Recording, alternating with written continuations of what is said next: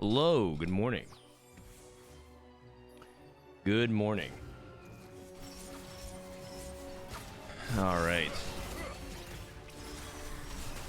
What up, Trey? How many of you guys are mainly watching T1 versus Gen G? I watched first couple games. Good series. Looks like T1's gonna win game 3 as well. So I like that someone said wait for an hour and a half, because an hour and a half the series will be over. I mean, I think T1's gonna take it 3-1. Just saying. Maybe not.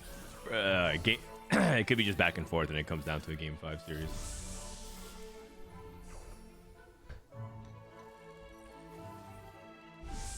Dekatu, good morning. Good morning, Trip.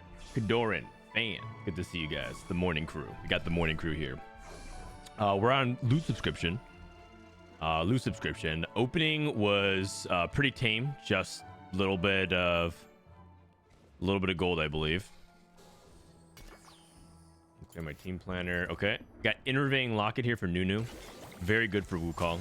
So it looks like Brick's is gonna start off here. We got LATAM, Brazil, and EMEA represented here in this lobby, I believe. Actually, I think CMB9 might be Brazil as well. I think he is. The JJ Redick of DFD. Yes, that's me. That is me. Former competitor into podcast host into world-class coach. That is the pipeline that I'm on. They call me the JJ Redick of TFT.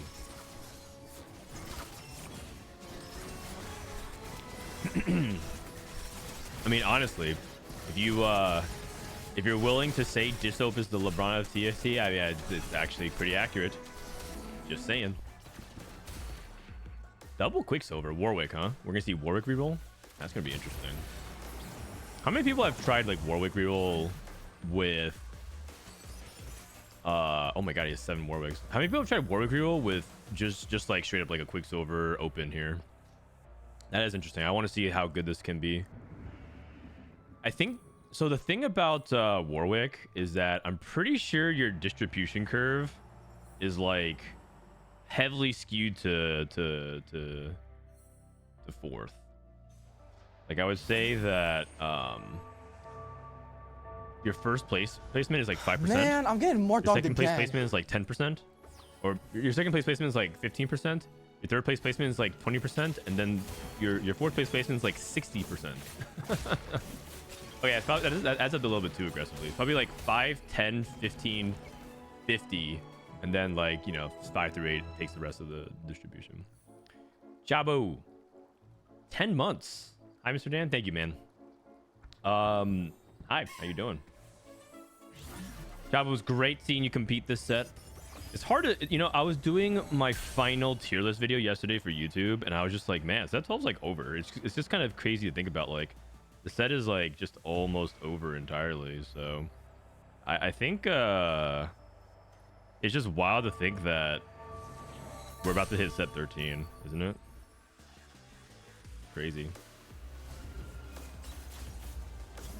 Good morning, Ghoulie. What up, ours did. Kyle, good to see you. Stop Faker. What, I mean, are you cheering for Chovy? All this hype video just for T1 to 9-1 Gen G and then can't take Baron anyway because they're doing it in 18 minutes. All right, let's see how good this Warwick can be. Redemption's fine here. Redemption's fine. Lose subscription to... Oh, we get to Titans? That's amazing. That's amazing. Yeah, 1 roll Warwick. 1 roll Warwick. All right. Stars are born to Warwick 3.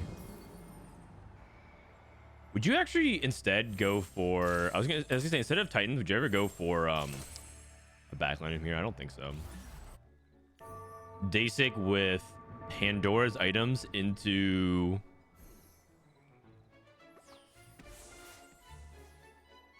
Hecarim? 5 streak? T1 3-1. T1 is gonna 3-1. Yes, agreed. It's a T1 3-1.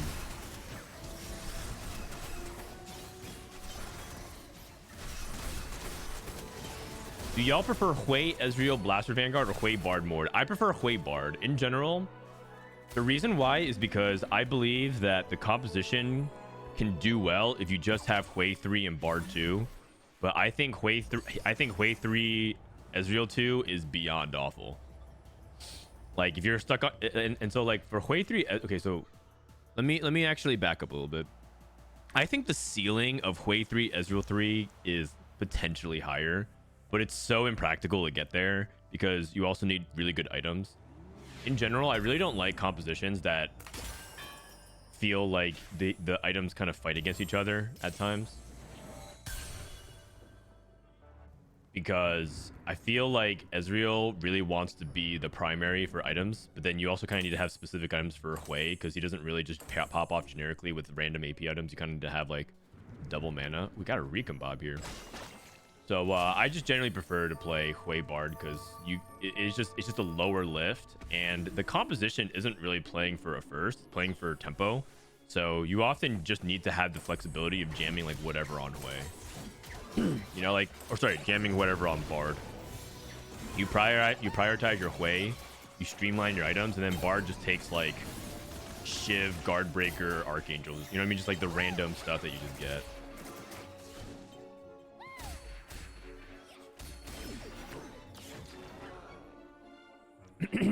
Regionals this week? Yep, that's right. Countdown timer in the top right. Countdown timer in the top right. Are you doing a don't talk if you don't know for Worlds? Probably not. The turnaround time is just too thin. It's too thin. You have to to do a don't talk if you don't know of the Worlds. Regionals will end. I have to have a podcast on by like Monday or Tuesday because people have to change their entire sleep schedules. In general, I'm not a fan of like how fast Worlds is right after regionals. It's like regionals ends, and then in 4 days Worlds begins, and there's no hype lead up. It's like really difficult for schedule adjusting. Like there's no possibility to do any marketing. It makes it feel like regionals is just a qualifier, even though it should be actually a great achievement. I mean, regionals for a lot of people is perceived to be like a qualifier anyways, but it definitely like takes away from the regions that want to treat it like their main event. Like in China, winning regionals is like even more prestigious than winning the world championship to a lot of players. In North America, as you guys know, the NA players love to say that NA regionals was harder than worlds, and like it just feels like when you have it too closely condensed, it just makes it feel like it's less valuable because like, well, can't even really celebrate your time as a regional champion. Like, let me ask you this: can you guys name me 3 regional champions in assuming you guys are in North America or EMEA? Can you guys name me 3 regional champions in the past year or 2? You might be able to name 1.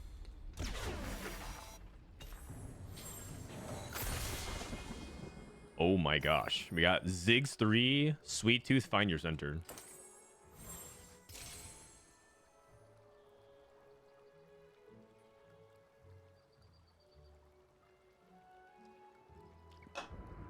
GQ dish soap, that's correct.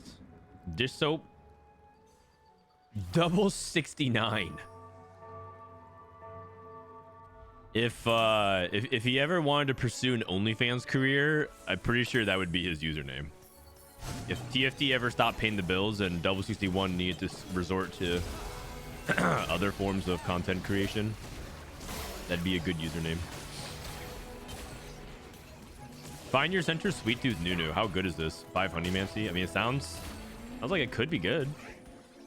He has really good items on Nunu. The only thing you could probably argue against is like instead of having like Spark, you would have BT, maybe Archangels, but he has Find Your Center. So, oh wow, excellent stuff. Excellent stuff.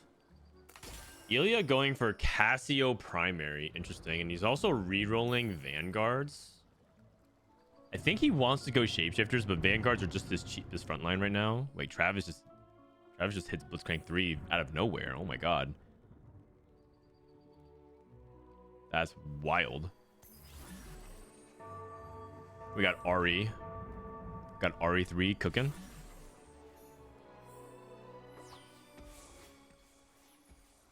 Robin has also won regionals. Yeah, you're right, but that was 3.5 years ago.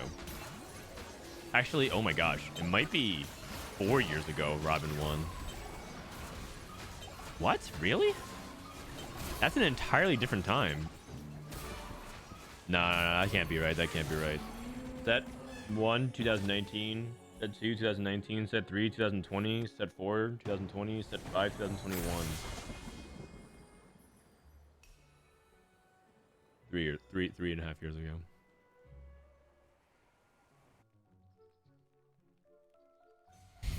Man, times do be wild then. Okay, so the thing about Warwick, let's check his stat count.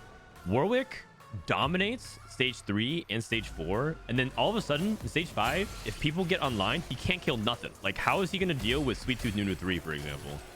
He won't. How is he going to deal with Mage Vex 3? He won't. How's he going to kill Mordekaiser 3? He won't.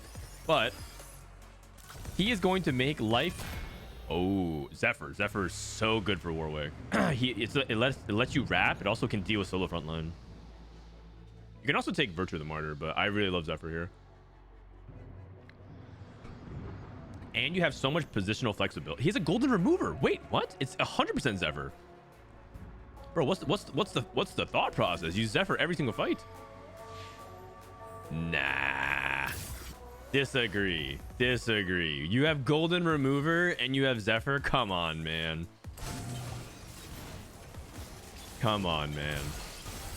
Maybe he doesn't want to be cringe for Scrims. Greer won regionals. He did. People don't. Junkie. His username is literally TFT Junkie, and he actually misremembered.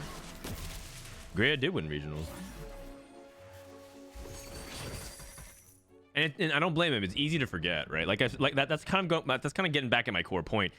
It's easy to forget who win regionals, at least based off the way the timing has been lately. Okay, big grab bag. Oh, he gets. I think he can reforge here. I would love to see Archangels on Nunu and then Spark Blitz or something like that.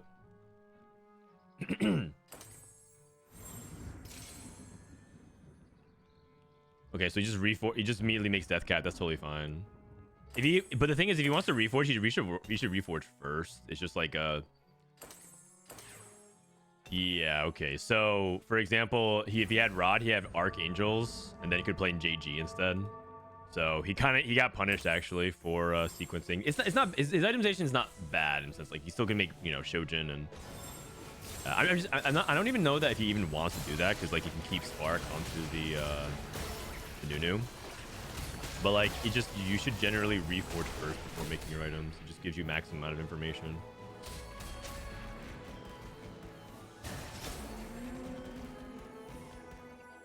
Also with Zephyr, you can get Warwick on the backline. Exactly. I mean, I think he's thinking about it like, okay, Eternal Flame. I don't have anti-heal, and I want to use my support item to help get me there. But like, in reality, the Zephyr with Golden Remover is just bananas. Like there's so much value in it that it is shocking to me that he'd rather just prioritize like a little bit extra. Okay, we hit Syndra 3 with no items. Pretty tragic. We did hit an encounter +1. One off Cassio 3. Our stone plate positioning is a little bit interesting. Double stone plate, adaptive Nico. Holy AP Neela. I mean, Day 6 in the Gwen waiting room, right?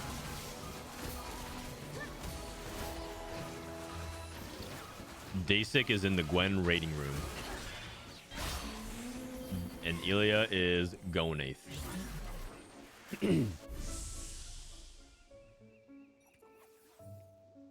Is Soju and Setsuko richer now? I don't know if let me see.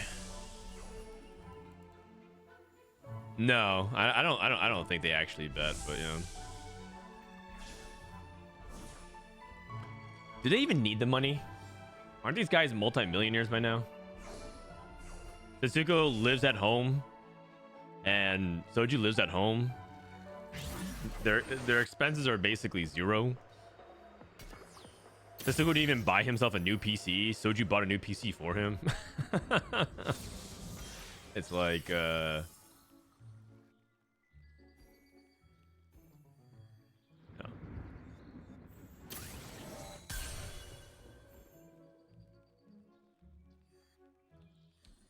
Two off Nunu.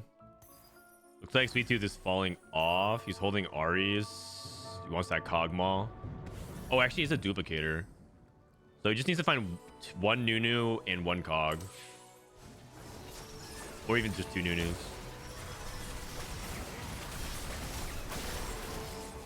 Captain just grabbed the backline. I think Travis's positioning is leaving him extremely vulnerable. I don't know if I like the way he's positioning. Also, it looks like CMB9 is now starting to fall off. Like I told you, Warwick absolutely crushes and dominates stage 3 and stage 4, and then I anticipate him to bleed out into a fourth. third or fourth. Like his maybe based off the HP count, maybe a fifth. It's like 3, 4, 5 is what Warwick aims for all the time. Intervening Lockets. Okay, so he didn't go for Wukong, went for Rakan. Basic kind of in 4-cost jail. This is just the classic the classic Fiora Gwen experience. Ilya hit way too late. He's the one reroller player who hasn't hit. Ego Illusions with 7 multis, mentorship. NA regionals are today? No, there is a timer right here.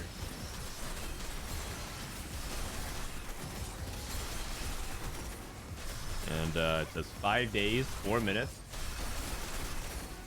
5 days, 4 hours, 9 minutes, and 5 seconds.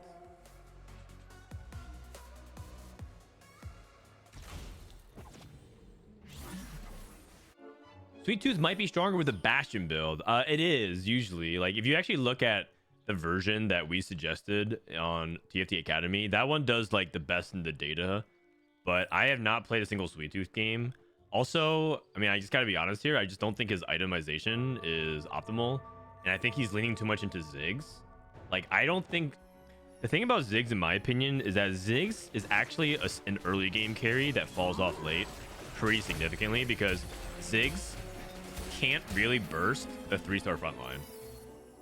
Like, if you think about like what Ziggs does, like, do you think Ziggs is gonna actually reasonably deal with the insane like Wukong 3 stuff like that? The way Ziggs actually wins is to navigate through the front line, except I don't think you're gonna catch most people off guard anymore. Like, this Ziggs cheese positioning, like, I don't think works as often as people hope it does. And instead, what's actually happening is his positioning is causing him to get wrapped, because they kill this Hecarim and they just immediately work on the back line. This has happened 2 fights already on stage 4.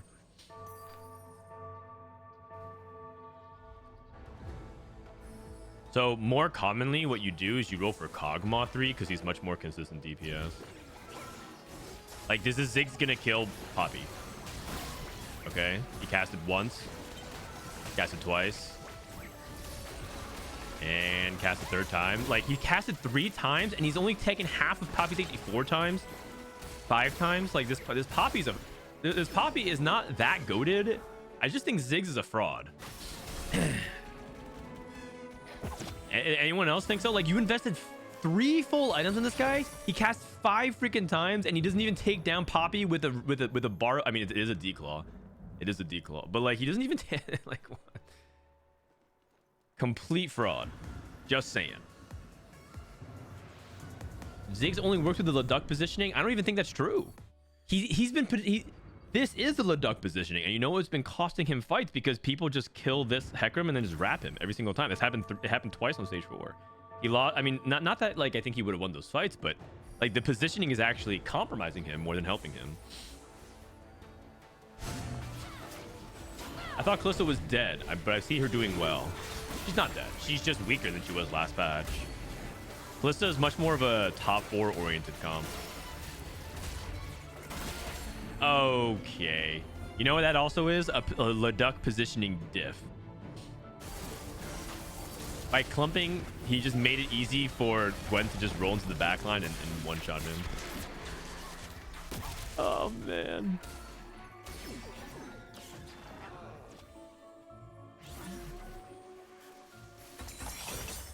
So, I don't think Sweet Tooth is unplayable. I just think that you don't want to primary Ziggs, and I think you want to primary Kog'Maw. And I think you want to go like an all Bastion frontline instead of this vertical honey. But it's worth trying out. And the last thing is, I think his itemization with Big Grab Bag was under the premise that Ziggs would be good, but I just don't think it is. I think Ziggs is an early game carry to help you get to stage 3 and 4, and like I'm actually trying to get off of Ziggs later on. Like I think he's a good Morello applier, but unless you have like Mana Zane and insane AP, like luring the spell, I just don't think Ziggs can do it. I just don't think he can do it. Dasik, I mean, honestly, Dasik looked like he was going to go 8th, so if he can get 5th here, I think it's a good 5th. Oh my god, the Gwen. Oh my god, the Gwen. No, walk up, come on. Oh, ho, ho, ho. Like Gwen is powerful potentially. It just, damn, he need like I said, he just needed to like hit Chrono Emblem, Witchcraft Emblem, Portal Emblem, Hunter Emblem. I like the Chrono Emblem here. It's just 15% heal on the team. It's still pretty good. Oh, he's gonna go for more? Is that more 2? It might be more 2. It's not. Oh, he just doesn't have anti-heal. Okay. And he probably needs anti-heal to deal with stuff like the Warwick. What? Nah, what is that? What is that? Okay. He's level 8, by the way. Are you using yellow font to match Honeymancers? I mean, I've just tried a bunch of different font like colors because like this is red, this is green, this is white, this is yellow. I could use blue, but I think blue doesn't look very good. I have to change the stuff. I just think it's either white or yellow. I think. You reforged the Sunfire. I mean, I don't blame him. Oh, he has red buff. Oh, wait. He doesn't even need Sunfire. Just kidding. I missed that. This Gwen might get burst down by Ahri. She's in a really, really dangerous spot right now. Yours down. Morgana. Oh. Dude, this Gwen is just clutch. Also, I think you kind of need this Gwen now. I feel like before Gwen was so like flexible, you can kind of slam whatever on her, but I think you need like blue buff JG plus healing. Like Gunblade is because she can heal Fiora, but I just think you just need blue buff JG and healing. Personally.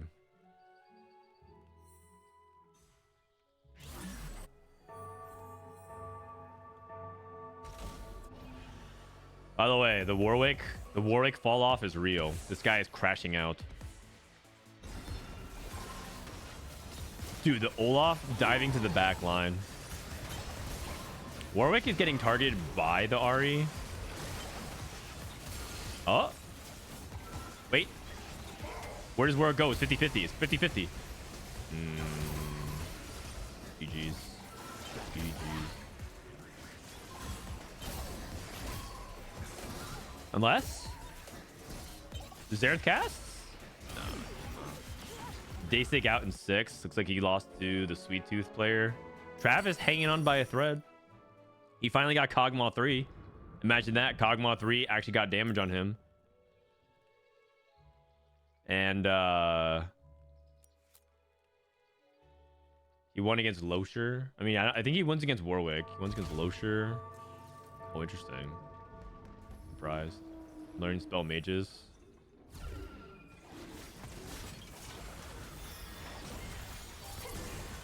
He's not playing Veigar right now. Removed the spark, the locket. Do you think the Warwick player gets 5th here? Oh wait, lose subscription. Oh, another support. Okay, finally he can take Zephyr. He's probably gonna take like Zeus or something.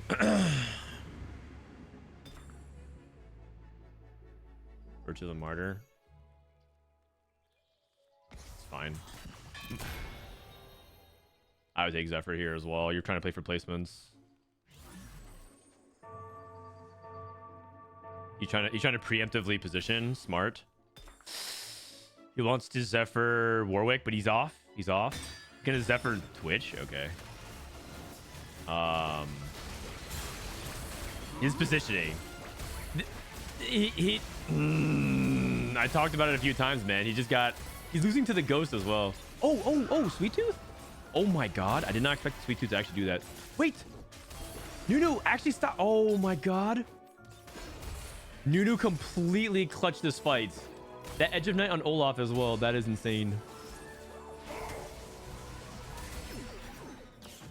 All right, I'm not gonna say it too harshly, but I think CMB9 going bot 4 here is like, he should have gotten third this game. I think it's like a 2 placement swing. I think he fumbled. That's Vex 3. Trying to remove items first and then prioritize the Vex on the board. Bench this Vex, make Vex 3. Put Rumble back in. Tekken Nora, 7 mage. Vex. Now here's a big question. Does Vex actually take the Yuumi, or are we putting it on backliners?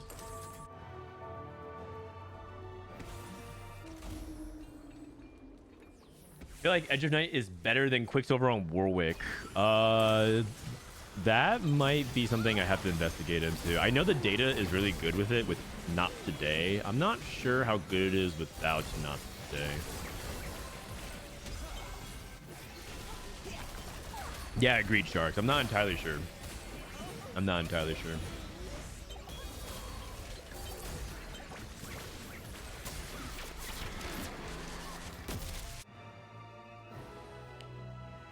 All right, you know, Travis making me eat my words. I was like talking trash a little bit about his setup, and all of a sudden, 4 HP went out. That being said, I do believe the Bastion variation of Nunu is really good. Also, he does have Find Your Center in Nunu, which is pretty insane.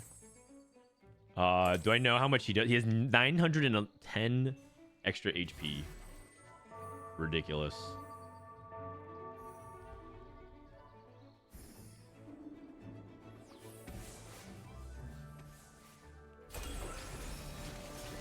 Okay, Zephyr's Galio, not that big of a deal. Oh, the Seraphine angle. The Seraphine angle. Oh, wow. Losher. That is... Yeah, Travis got. Travis got. Wow, that's a good heads up positioning by Losher. The Seraphine angle down the middle. Bamboozled. I'm liking some of the plays I'm seeing here. You guys Zephyr the Seraphine? Could he? Did he have a free slot on his units? I thought he couldn't because his items were full. Why was Finder Center banned? It gave extra damage amp, which I don't agree with banning it. It's like, if something's like, should we ban Deathfire Grasp because it's stronger than intended? No, because then if you get What the Forge, you just can't play DFG. But DFG is technically bugged in favor of it to give more damage amp than intended. So it's just like, yeah, it was weird. It was Vagar? Okay. Then that's just something that he might have missed then. But like, Losher positioned well, and then he shifted his Seraphine back to the corner. He's trying to catch the Ahri with this setup. Reroll mages versus reroll Ahri. Something's gotta give. I think this is a positioning diff. If Losher gets on the right side, he definitely wins this fight. There is an element that Losher is continuing to scale more and more. Also, interesting note is Portable Forge first pick into Light Shield Crests, into Bastions. I talked about this yesterday, but I think Light Shield Crest is really good with Bastions, and people were talking about like how they really like it in Vanguards. But I mean, you get a huge amount of shields.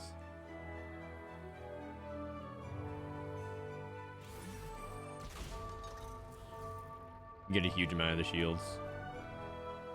Wait, he's going for 8 Bastion. He's missing Diana. Diana goes in over TK. Yeah, probably. If Lelouch gets 8 Bastion, it might be Jover. TK casts. Whoa! TK lands on the Seraphine. Insane. Insane. Seraphine trolling her ult. Wait, no, she's not trolling her ult. She's not trolling her ult. Oh! Oh my god. So close, so close.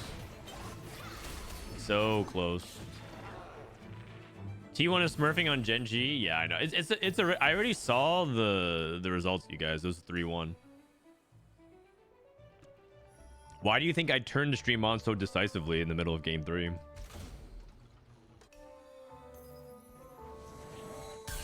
Open the chat casino. All right. It looks like we want some Gamba. You guys want some morning Sunday Gamba? You guys know the drill. In 2 minutes, I'm going to type a coin flip command in the chat. The bot is going to reply heads or tails. It's 50-50. I promise you. It's 50-50. And what you have to do is just invest your hard-earned channel points. You've been saving up for this very moment. You've been saving up for this very moment. Your future kids' college fund. Your 401k. The piggy bank that you've been keeping under your bed since you were a baby. Time to crack it open and Gamba. Time to crack it open and Gamba. I think more so they intend to keep the DFG bug and we change it to it for. Yeah, I agree that it's actually they can keep it, but like if they banned Find Your Center, I feel like they should keep that energy for like DFG, but I guess maybe because Find Your Center was like in a lot of people's mind way over the line and DFG wasn't broken. Oh, okay, hold on. The positioning here, snipe the Ari. GG's. Lelouch, Ari getting sniped. Like, it's purely about whether or not Seraphine can snipe the Ari, so. And Lelouch is dead. Loesher.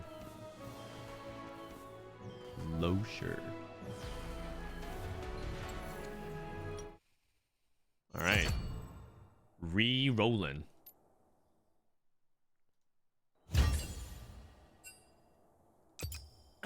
Re-rolling. Looks like we might get some looks like we might get like other players in right now. I wonder how the other people's scrims are going. Press event, Wasian replay, Dish Soap. They're all scrimming. View profile. Dish Soap has set their profile to private. Relic has set their profile to private. Replay has set his profile to private. Press event has set his profile to private. Wage Nyerson has set his profile to private. I mean, come on, guys, come on. All right, here we go. We're gonna reveal the Gamba. We're gonna coin flip and then run a commercial real quick. 3, 2, 1. Gamba. Hey. Oh my god, it's actually 50-50 down the middle. Congratulations. Easy points. All right, I'm gonna run a commercial. I'll be back in 3 minutes. Loesher invites to a new lobby. Probably the lobby broke. That was a good game from Loesher. I think he played the cleanest, so I like that he got first. He was clearly thinking very meticulously about his positioning. And a lot of people like underestimate that about mages. The Seraphine angle is so key. I'm actually a Seraphine simp for that comp. I think that Seraphine clears Soraka, but that's just me. I know some people prefer Soraka. They're banana boys, but I'm what's the Seraphine equivalent of like, what is the fruit? Let me ask Chat GPT. Chat Open AI.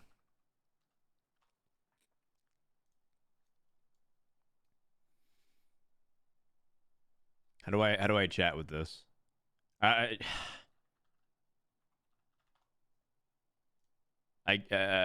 give up. How about Gemini? All right, chat with Gemini.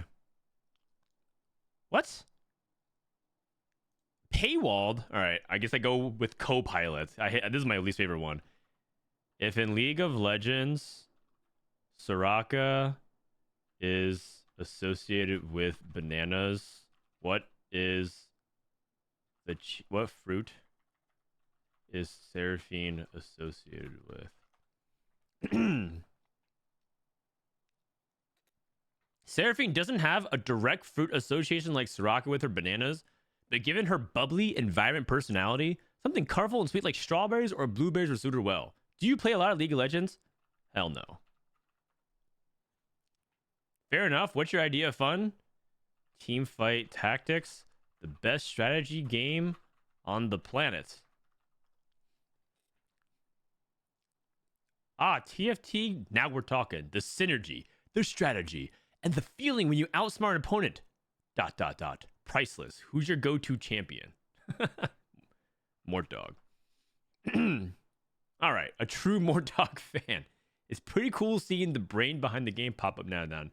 Ever snagged a win with an unconventional comp? Yeah, this one time I played Fairy Callista.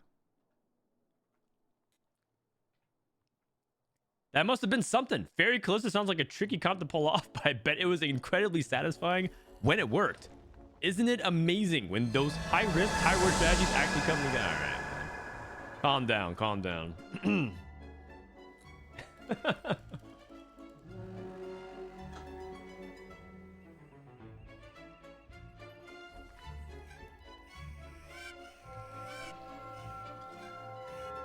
You know, I think I'm going to stop inviting other co-streamer guests and just have Chat GPT co-stream with me.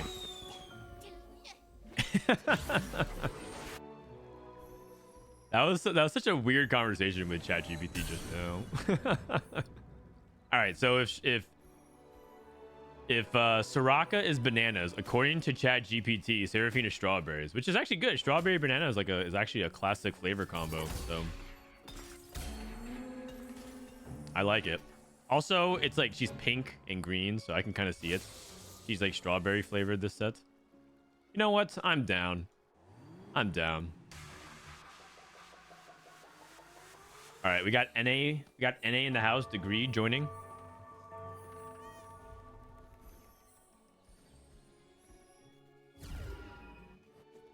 Look at Losher.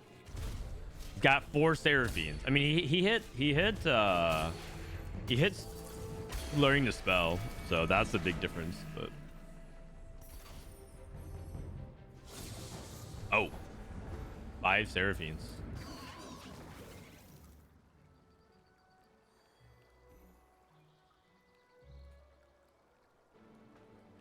Hello, me and my friends have made a short film. Could you please react to it?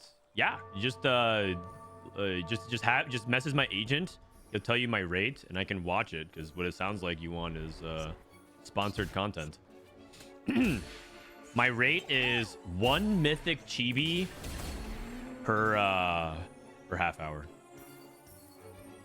Actually, I don't know. I'm just making that up. I was thinking 1 mythic chibi per hour, but I'm not willing to do it for an hour. So, Witchy Wallop, insta pick. Wandering Trainer. Can you rename Mage Reroll on TFT Academy to Strawberry and Banana Milkshake? You know what? Yeah, why not? Let's just have some fun, right? Most people by now know exactly what this comp is. We don't have to call it Reroll Mages. That's boring. Here we go. Here we go. Let's look at this dashboard real quick. Reroll Mages. I'll just type this as Strawberry Banana Mage Shake. How about that?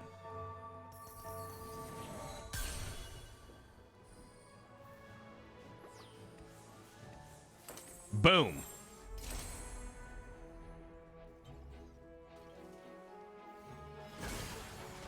Dies of cringe. Listen, man, if you're not gonna have fun with it, then what's the point? Like, all right, you can just stick to your reroll mages. People like the customization and naming of things, you know? Like, think about, like, you know what's boring about cars, in my opinion? is that so many of them are just like random letters and numbers. Yo, check out my insane BRZ9. You know, or look at my GT 420. It's like, okay, it's just a bunch of letters and stuff. But when you can assign like an actual like name to it, it's cooler to me. I don't know. Lotion told me not to tell you to scout him since there's no tech. He's just trolling. Huh? Poppy 3. Ilya just hits Poppy 3 with which you... Oh my god. He rolled? He rolled. My god. He lost. No, he didn't lose. He didn't lose. Imagine if he did, though. Imagine if he did. That'd be so funny.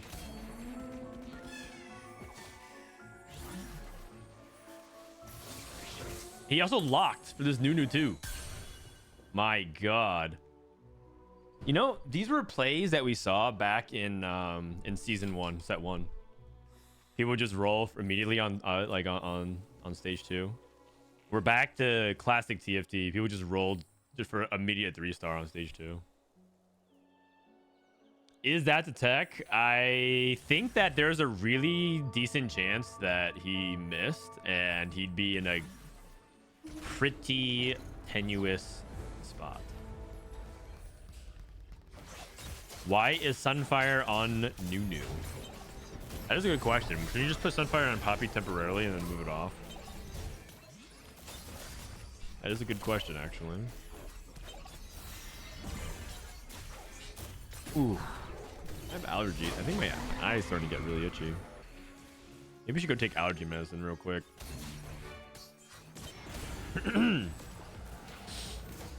we opened up Portable Forge and we got DFG.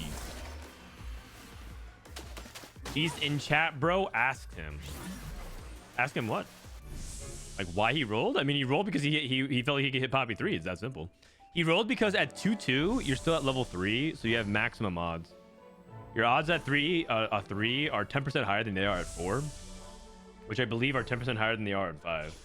And so if you want to maximize your odds, you roll on 3. Oh, you mean why Sunfire on Nunu? Okay, that's right. Ilya says it was on Nunu because I was tanking Poppy and she died first, but now it should be on Poppy.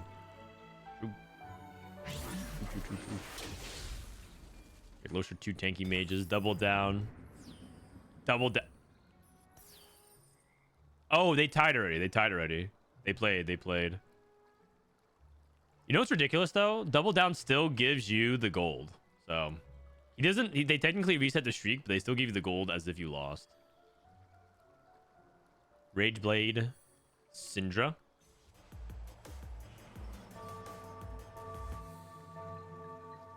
I'm back, Casta.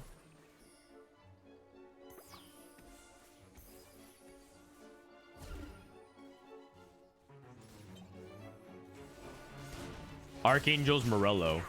Looks like it's a Rise game. Poop. You know what I hope Ilya gets? I hope he gets Suspicious Trenchcoat. My favorite combo. That's the Frodan.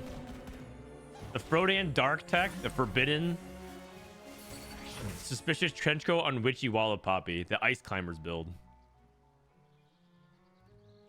Why was Ilya banned? I feel like Raptor bans the people he loves the most. But he never bans me. So I guess he doesn't love me. Is Silvermere good on Witchy Wallop? Yes. Yes, it is. It is.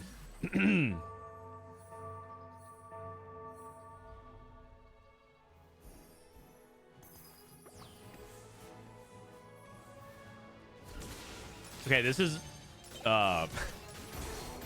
okay, this is really bad. But I I must be really tired because I read his name differently.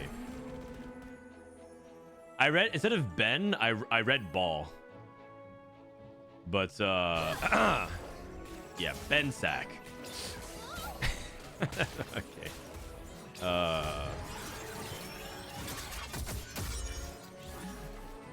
Anyways, Ben Sack has a pretty decent board. And it looks like the Witchy Wallop cleared it. Do a Gamba on the final game. For what? Oh, for Genji versus T1. You guys... All right, sure, we can wager. Assuming it does end up going to game 5. Assuming it does go to game 5. You guys can do a channel point prediction. Who wins, T1 or Genji? Might as well. You might as well. I don't know how many people who are watching this are also watching T1 Genji. I mean, clearly some of you, but I think you guys might be gambling amongst like five people. Like, I think only like a dozen people are going to wager the channel points.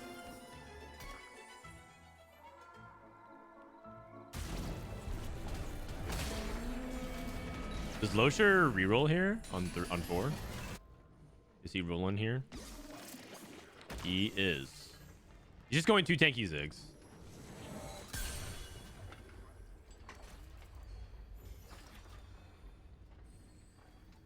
I wonder if 2 tanky would work well with Ari, but I'm thinking about it and I'm not sure. My instinct says it's probably good with like a hero augment with Ari reroll, but probably not that good otherwise.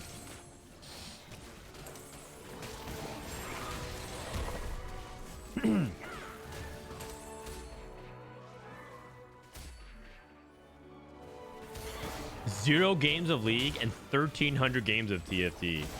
That's a man of culture. That is a man of culture. Oh my. Holy cow. Insane. The Ascension that pops at the 22-second mark is really fun. Portable Forge. Portable Forge in 2. Prowler's Claw. Prowler's Claw. Oh my god. It is time. It is time. After killing a target, shed negative effects and dash to the farthest target. Okay.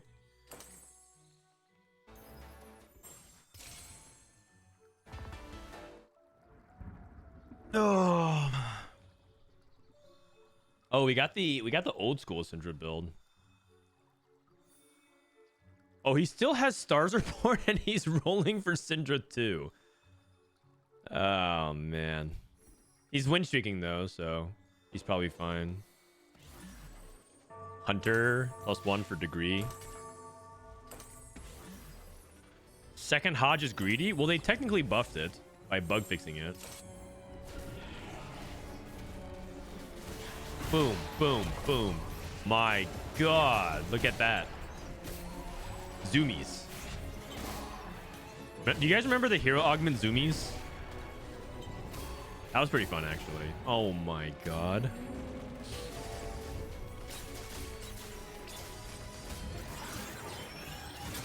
Okay, Daystic losing a lot of HP, both him and Travis.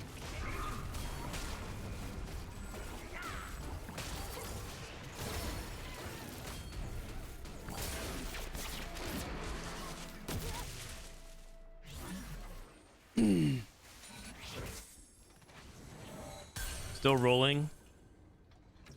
Man, Losher is really bad, but he does have a duplicator. Okay, he has Blitz 3. I think I would just Blitz 3 and stop. Oh no, wait, he doesn't. No, he doesn't. Wait, I thought this was I thought that he had a Blitz 2 on bench. My bad, my bad. He did not, he did not.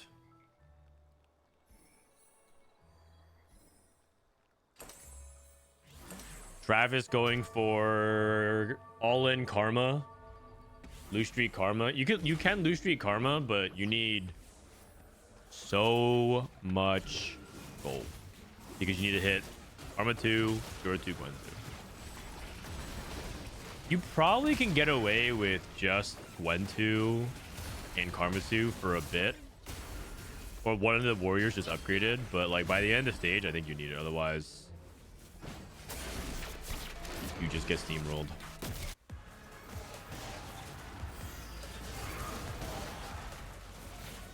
Can you show CMB board? He's playing DFG. I thought he was playing mages, but he's playing 2 out of 3 mage.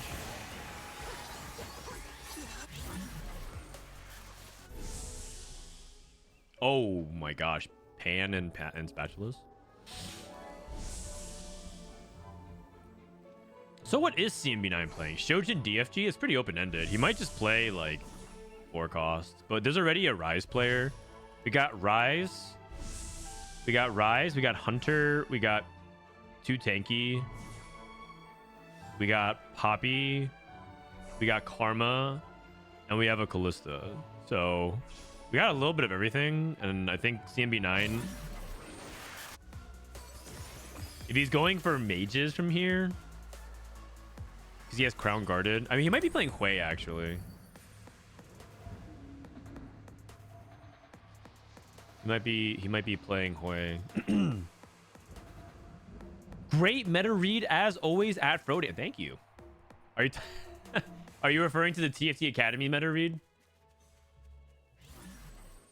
Dude, I actually kind of went off. I wrote 20. It's like how many words did I write? It was like 2,800 words or something like that. I went crazy. But like that meta read should help you not just like learn how to play the patch, but also help you improve as a player. Like if you read all that and you're like, yeah, that doesn't help me at all, then either you're a complete beginner and you need to go back to square one, or you're just not going to improve. That is good shit what I wrote. I was actually thinking about turning that meta read into a YouTube video. Like or like turning into like a fundamentals YouTube video to make as like evergreen how to improve in TFT content.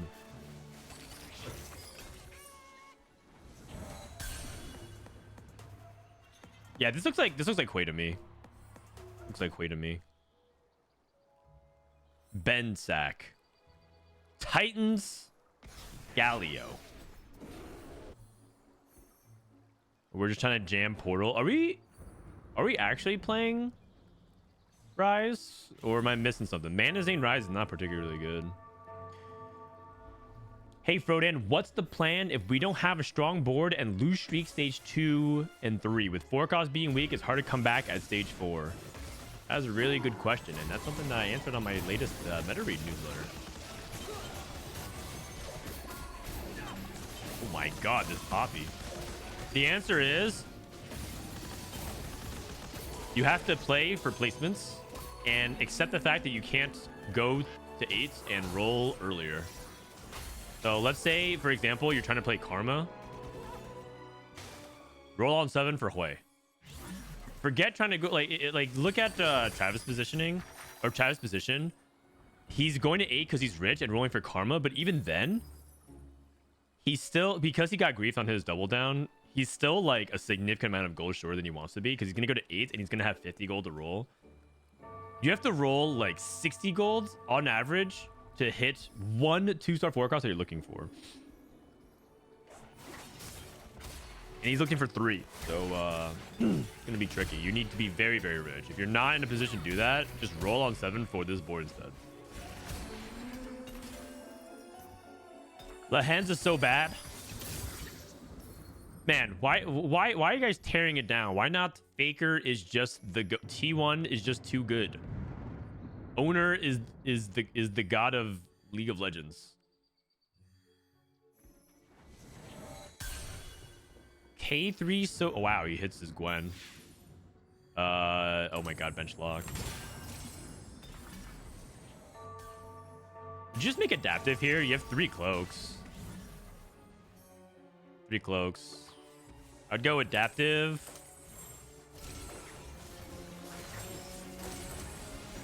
Don't steadfast. Oh, Stoneblade. Okay, he wants to go for blue buff. I mean, he wants to maximize because he only has 1 tier. Okay. And he just prefers to make tank item and try to drain with Karma. I can get behind it. I feel like I'd rather kill Cloak though, or sorry, Glove though.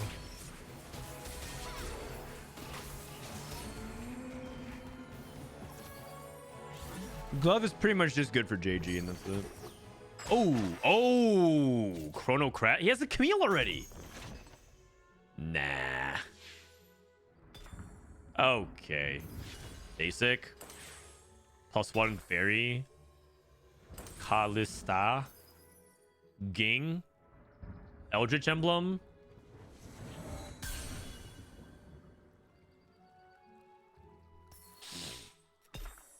One off. He has a champion duplicator.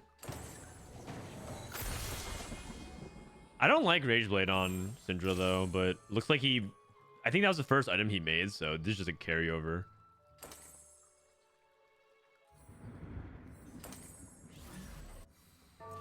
Losher. Okay, trying to create a little gap in positioning. Bensack got the rise. He did him going for rise. Ziggs is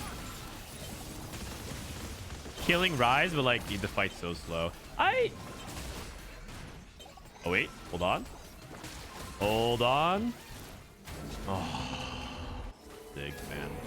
I'm a Ziggs hater. Everyone has like their irrational hate of a champion. Ziggs is the champion I hate. for like reroll.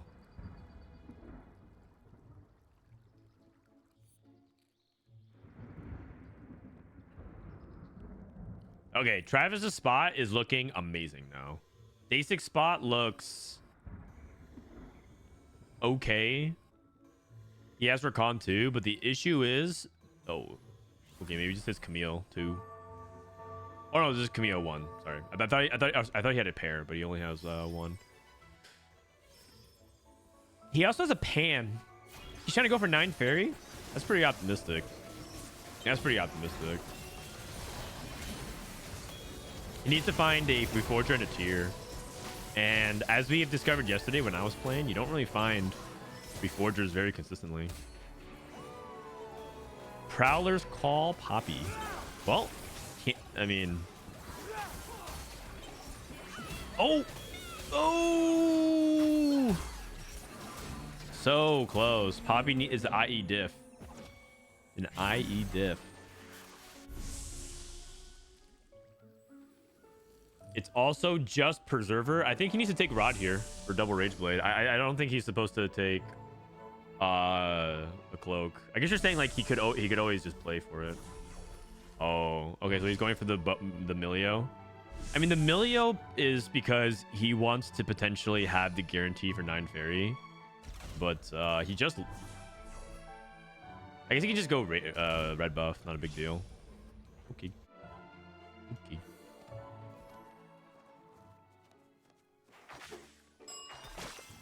This is Degrees POV. Bro, everyone in North America plays Jinx like a ton. Or Hunters. They play Hunters. NA is Hunter pilled.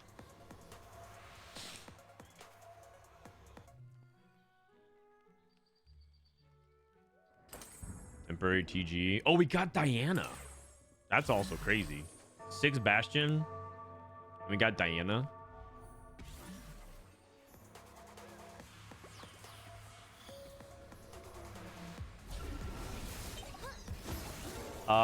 So as I said, CMBN9 was going for Hui, but he missed Hui. He missed Hui too, so he's playing Bard 2 temporarily. I don't know if Bard primary can actually get through stage 4 very safely. Looks like he's doing all right. I mean, Mord 2 is Crown Guarded, hung in there.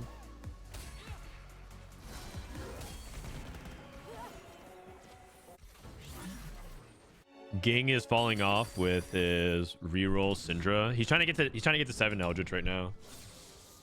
Okay. So he got 7 Eldritch. He has Syndra 3. Let's see how good this can be. And by the way, Dasik.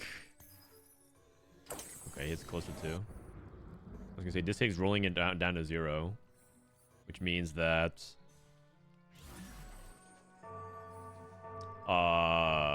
he can't get to 9 for a while, so he probably is going to turn that into Preserver Emblem. I think that it's pretty impractical for him to get to 9 with Fairy, but maybe he's going to hope to put a streak together.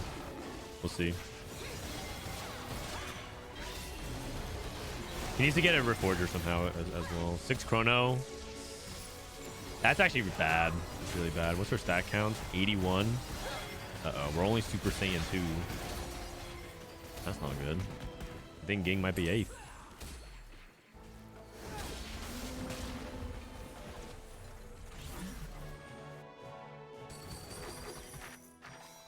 Travis hit Karma 2. Gwen 2. Camille. 6 Chrono. Lighting Jewel. Travis wins. Depends. If Dasa gets a 9 fairy. If Dasa gets a 9 fairy, you never know. Something tells me a Reforger is going to drop. But no tier. Oh, maybe it's the opposite. Tier drops, but no Reforger.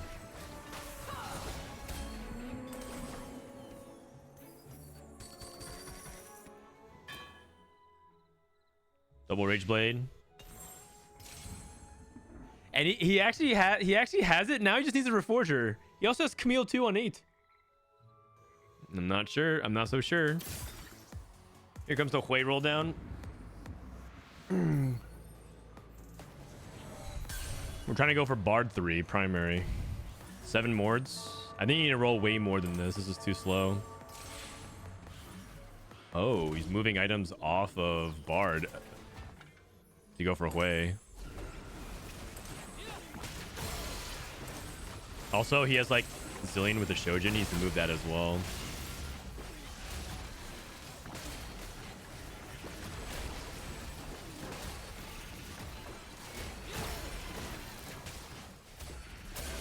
I think his spot is pretty cooked. Ging is dead. Bensack probably falling off. I think these guys are 6, 7, 8. He hit Briar too, but his front line is trash, to say the least. I don't think Briar 2 is not really a tank. She's more of like a carry. And also CMB9 is like so far away from hitting. Travis just hit Fiora 2. It is depressing. I think you sell. I think you sell Bards and roll for more 3. You need to play for like a 6 I'm getting more dogged again. The HP count is so close that one fight can swing 2 to 3 placements.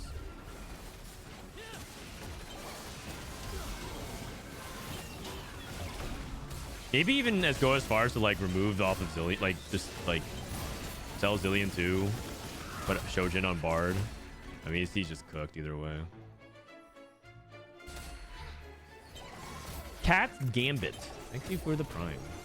Thanks for supporting the channel. That Prime sub goes straight to paying for T-Lide's expenses, for Ace's expenses.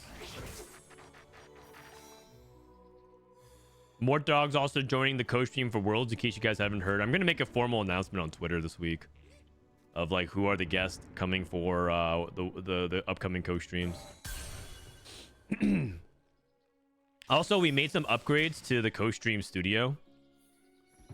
Probably not going to spoil it because it's not done, but we have a slightly bigger space now. And we hit Wukong 3 and we hit Mort 3. But we have a couple of fun planned activities. The first is that we're gonna do a fun game, a TFT game show. It's like new content I'm trying out. Hopefully it goes well. If it's like bad and kind of cringe, maybe we won't do it again. But I want to try something I'm getting different. more dogged again. Degree is living.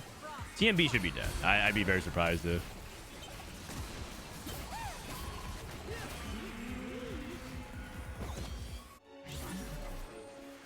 Oh, Travis lost to Ilya. Oh my gosh. Oh, you're right. The Prowler's Claw removes the Blighting Jewel effect. Oh, insane. Philip, thanks, man. Thank you for 4 months. I actually kind of forgot. I forgot that aspect of Prowler's Claw. Prowler's Claw Poppy removes the negative effects. I always think about just like the dash and the critical strikes. I don't remember the shed negative effects. That is funny. His Diana items are also really good. Ilya might win the game. He got Archangel's Diana with 6 Bastion. Also Abyss. Double Camille. Oh, puts it on Nora. I thought Archangels was actually incredibly good on Diana and Vertical Bastion. Oh, it's because he's going for Nora too. I see. Man, I'm getting more dogged again. I mean, this is pretty good as well. Nothing wrong with that. Nora is underrated. Also because it's Diana 1 versus Nora 2.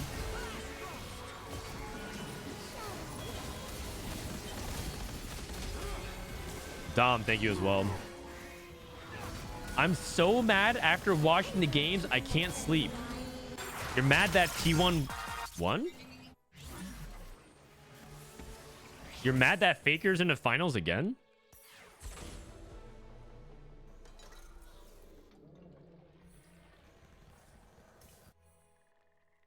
You know, there's still people out here who hate on LeBron.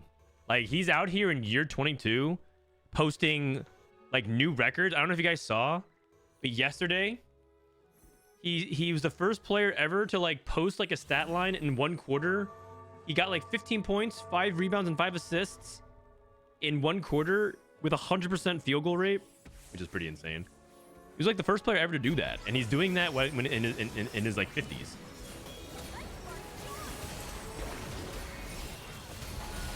He also did it in like 3 minutes. It's crazy.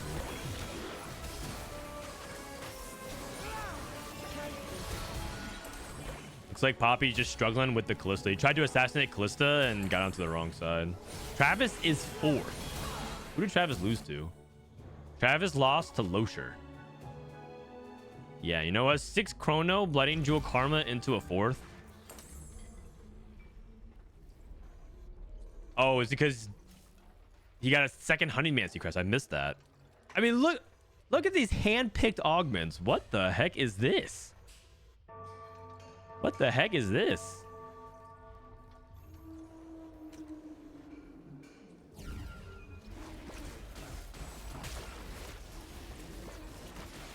Average EU RNG. Am I right? When you have 8 shapes with Smolder, is it better to play Varus or Blaster or Nomsy for 3 Dragon? 3 Dragon. 3 Dragon. 3 Dragon.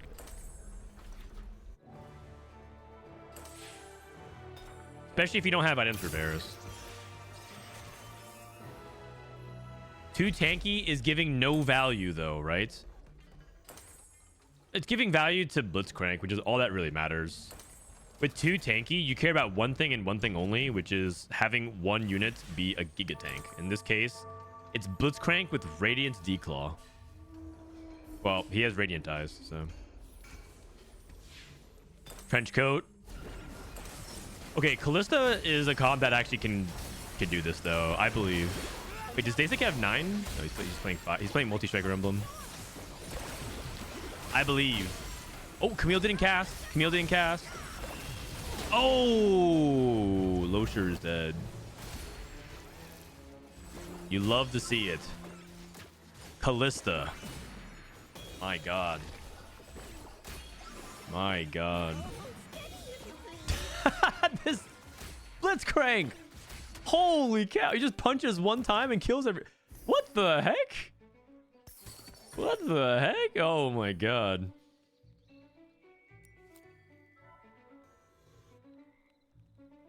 Jesus.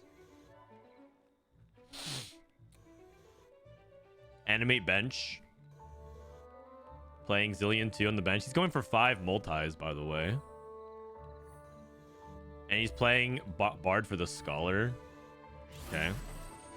Because he doesn't need Zillion for the Chrono, because he teched in the Jax. He's playing back row Star. No, he's playing Animate bench.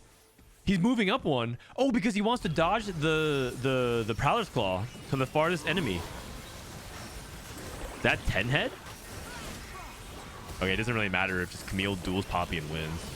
Okay, well, I mean, it's clever positioning, but it doesn't even really matter because Ilya's Poppy just got dueled by Camille.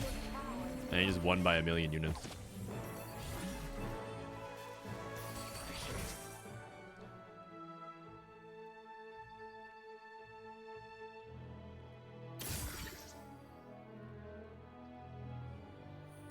Zareth, okay.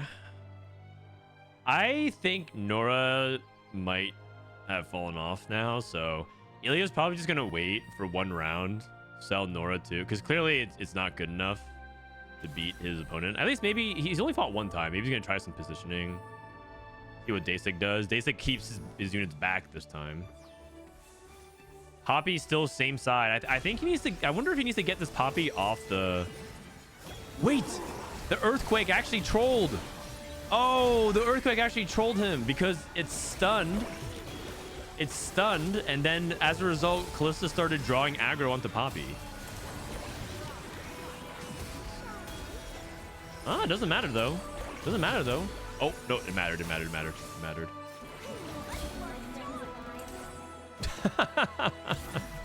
It mattered. Oh, Preserver Emblem. Ilia's gonna go for Xerath too. Daisy can go for just Preserver +1 here. Oh, he's going for Stairs Gauge. Or oh, Camille doesn't have 3 items. Okay, my bad. It's Milio. I see. I see. Does Ilia stay committed to Nora? I think you move items to Xerath too, though, right? Or because do you charm true damage? He doesn't have time to reposition. He does. Mage Xerath. He charms the true damage. 2%, 8% true damage. That's not that good. The reason why I asked about charming Xerath though is because now that he's dual carrying like Xerath can't really use the AD. Ah, nice try. Cool idea. Cool idea. Nice try though. Nice try. I mean, Poppy 3.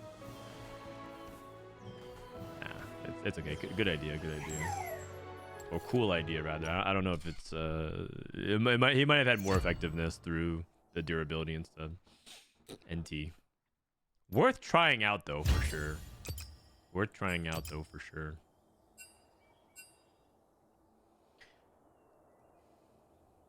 Is Ari Bastion on the come up? Yes, if you actually look at our TFT account. I don't know if you guys have checked the tier list, but Disop and I met up yesterday and we did a complete revamp of the tier list. This is what we did yesterday. My god.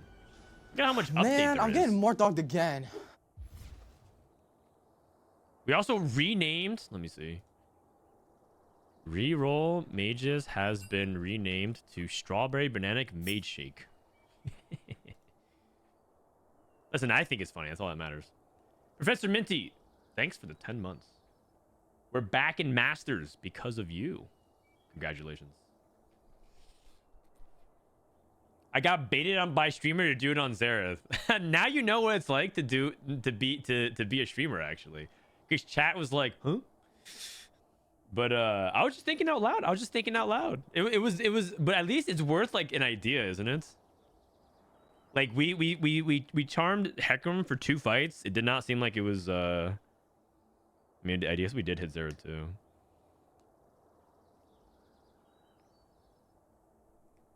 Frodan bringing the mobilytic comp names. I mean, it's better than just calling it like reroll X, reroll mages. Reroll honey. Shit puts me to bed.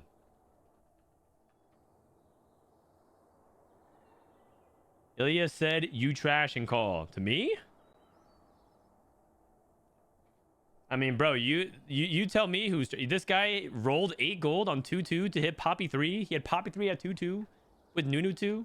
Prowler's Claw, hand-picked artifact, hand-picked setup. And he still can't convert it to a first. You tell me who's trash. No flame. Be right back.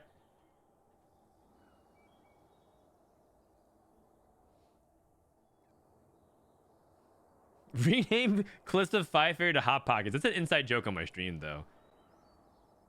I'm gonna invite Jungle Book. Fuck it.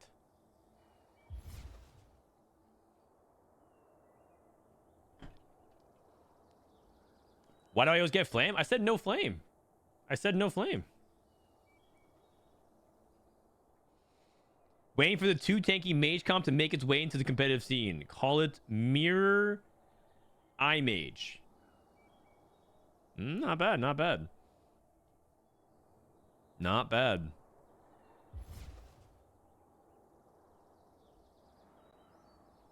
All right. What was the so it was 3-1, right? LL Esports. I think there was like a side channel bet.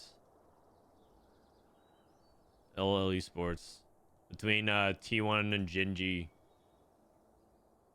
Wait, hold on. Friday, November 1st. Pog. You guys see what I see? I mean, this is nice as, you know, the opening act, but the main event, TFT versus TFT. Best of 1. 8 a.m. Oh shit. Wait. Reveal? BLG versus T1.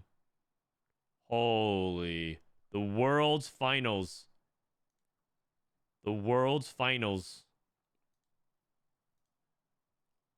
T1 versus BLG. You guys got it's gotta be T1, right? I don't understand how T1 is so godlike at Worlds. They're just they just do not crack under pressure lately.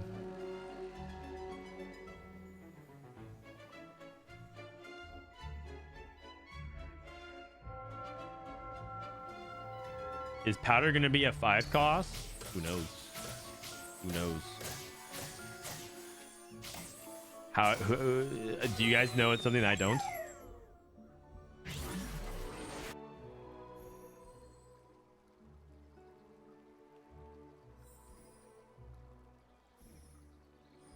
All right. Testing pen. 1, 2, 3. All right, we got completed item Anvil. Completed Anvil.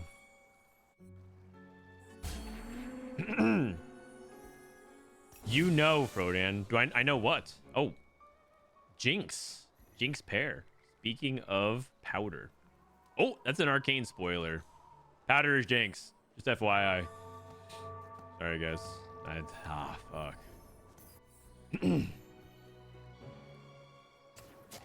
Leak? I just did.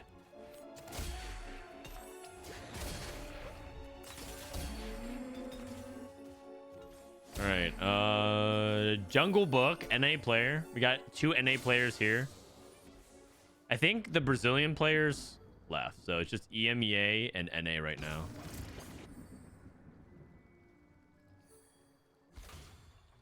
We got 3 mages already for Losher.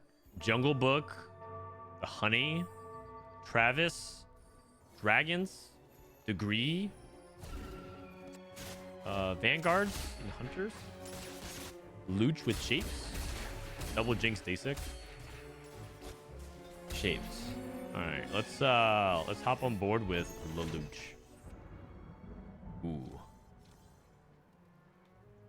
I think dual purpose is actually pickable. Oh, buried treasures. I think I would take Barry. Oh, but the thing is, he has completed Anvil, so that's worse on this. Is it better or worse on this galaxy? I think the impact of buried treasures is reduced, because part of the advantage of buried treasures is that you have more items than usual compared to everyone else. But everyone has some baseline item tempo, so it's not as good as it could be, is what I'm trying to say. Going long. Priz ticket.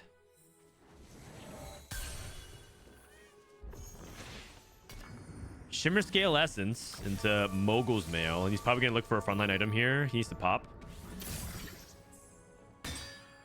No frontline items. I'd probably take Rage Blade here generically. Redemption, Moguls. Okay. You have to go kind of quickly.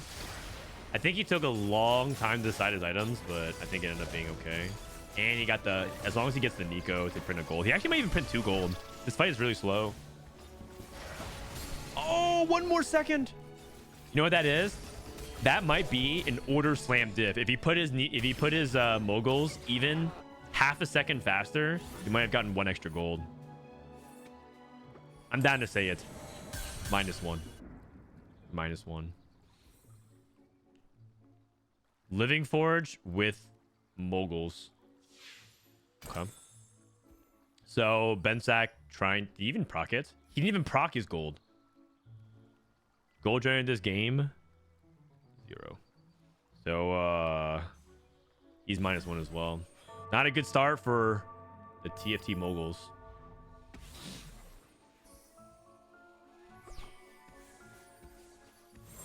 Why are people taking moguls? It got buffed.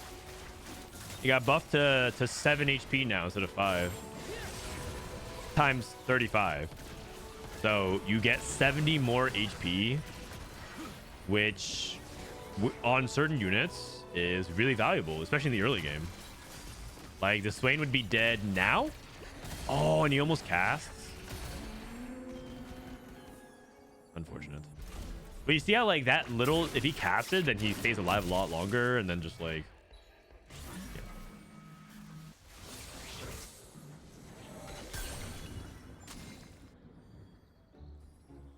Tiniest Titans.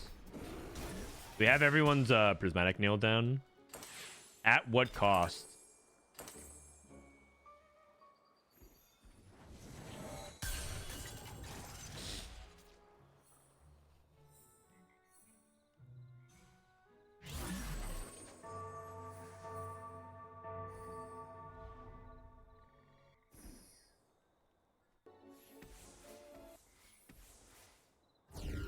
Okay, Elos should be streaking here.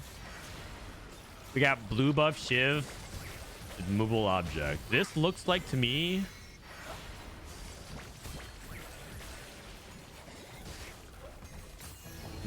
I was gonna say that it looked like he was gonna play into like Quay or something like that, but I'm not sure. Sells because it's probably just mages. Because the way he was like holding his vanguards with Mordekaiser, but I'm pretty sure he's just playing mages. Is Losher a mage merchant? A mage merchant?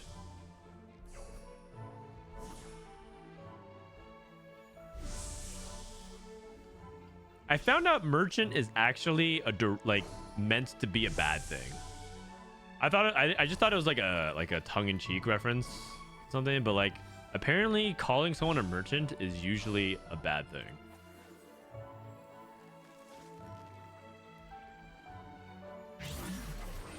I'm not up with the times, you know.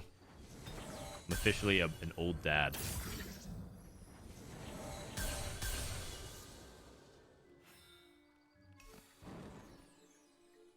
Prismatic ticket.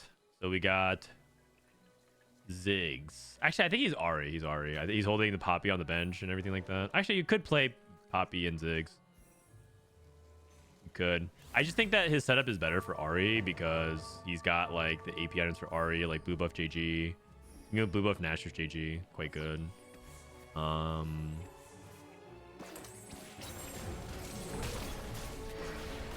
Also, I think Degree really likes Ahri. I've seen him scrim about 5 or 6 times, and he played Ahri like 2 or 3 times. So Dasik with the early Hui going long into loose streak. That's not good. You don't. That's not what you want to see.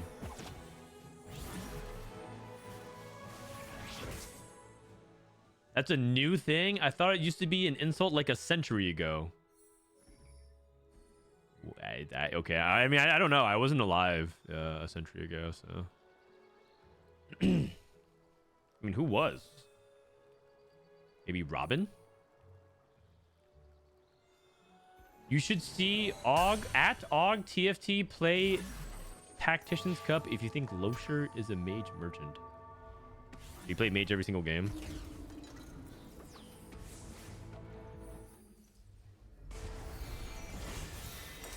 Do all free rerolls stack now? Yep, that's a recent change. I think 1 or 2 set ago. I think it was set 11. Might be set 12 now, but they made that change. But yeah, if you get free rerolls, you don't actually. Okay, this doesn't give you free rolls, but Prismatic Ticket. If you get free rerolls, you don't have to use them immediately. They just carry over from round to round, which is very nice for certain augments like Prismatic Ticket, like Epoch, like. Rolling for days. I guess that technically is what the mechanic was. I don't know.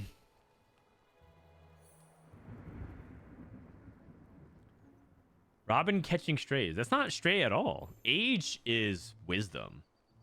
Age is experience. Age is knowledge. Age is usually money, by the way.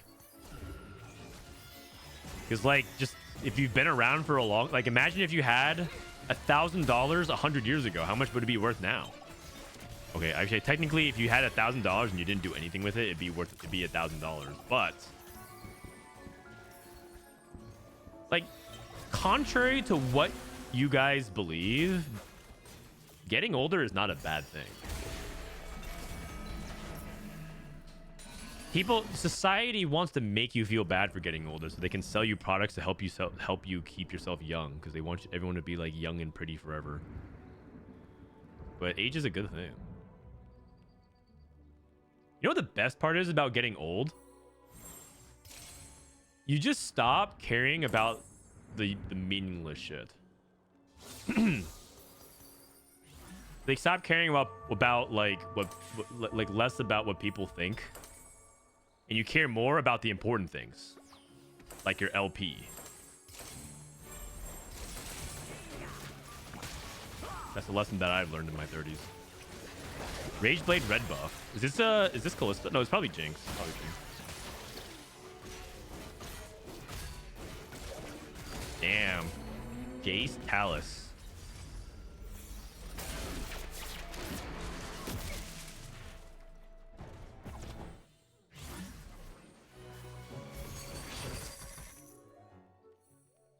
Except you're not old. Thank you. I'm not old. You're right. See that this guy in chat gets it. I'm not old. I'm not old.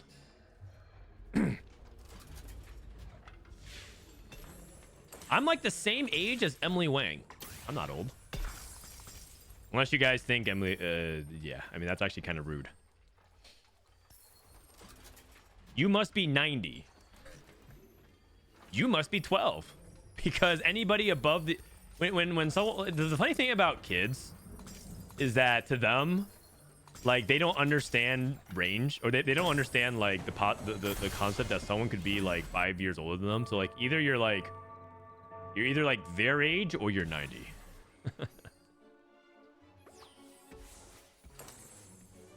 BT Vagar.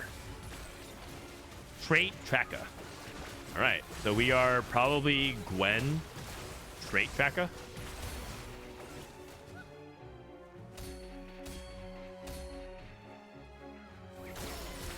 You realize that you don't want to look back and see all the lost LP from spending time with family and all that unimportant stuff. Yeah, exactly. You get your priorities in order. Like, you know what? You know what's temporary? Social experiences. Right? You can't carry money with you, and when you're dead, what is that money in your investment account and your 401k and your bank account gonna do? Nothing. But you know what they can do when you're dead? Look up your lol chest profile. That shit's forever. They'll look back and see that you were hard stuck GM when you're dead. Like, that shit sticks.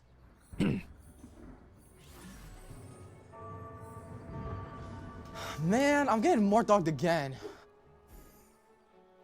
We're not getting redemption value, but the thing about Shyvana is that she rarely ever gets redemption value, because, I mean, she gets redemption value for herself, but she loves to belly flop onto the enemy board, and so you're just really getting solo value anyways.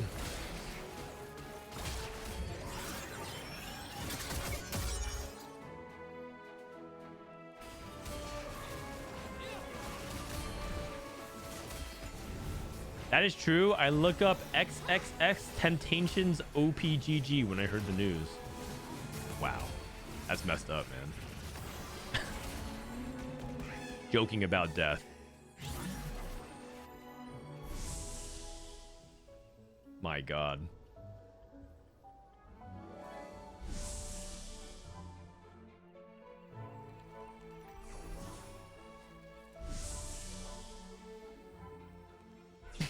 This game is so fucked up, bro. Either you high roll or you just fucked every single time. There is no tempo or anything.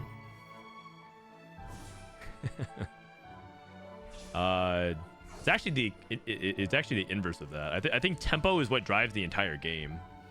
If you are behind in tempo and you don't have ability to decisively spike, you are in deep shit. That is actually the entirety of the patch right now, which is like managing your tempo.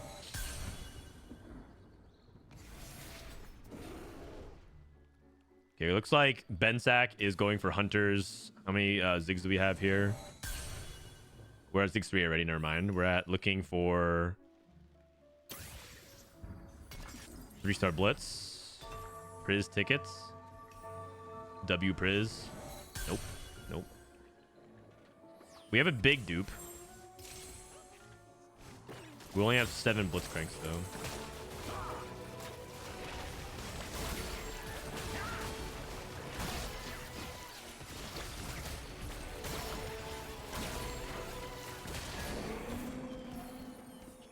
You know who likes the meta? I sat down on a call with Dissoap and we recorded study hall and we yapped for 2 hours like we usually do about TFT. And I asked him, Dissoap, do you like this patch? And he actually said, honestly, I do. I was very surprised by it. Because he's like, you would think that I wouldn't because 4 costs are generally on the weaker side, but Dissoap actually likes the patch.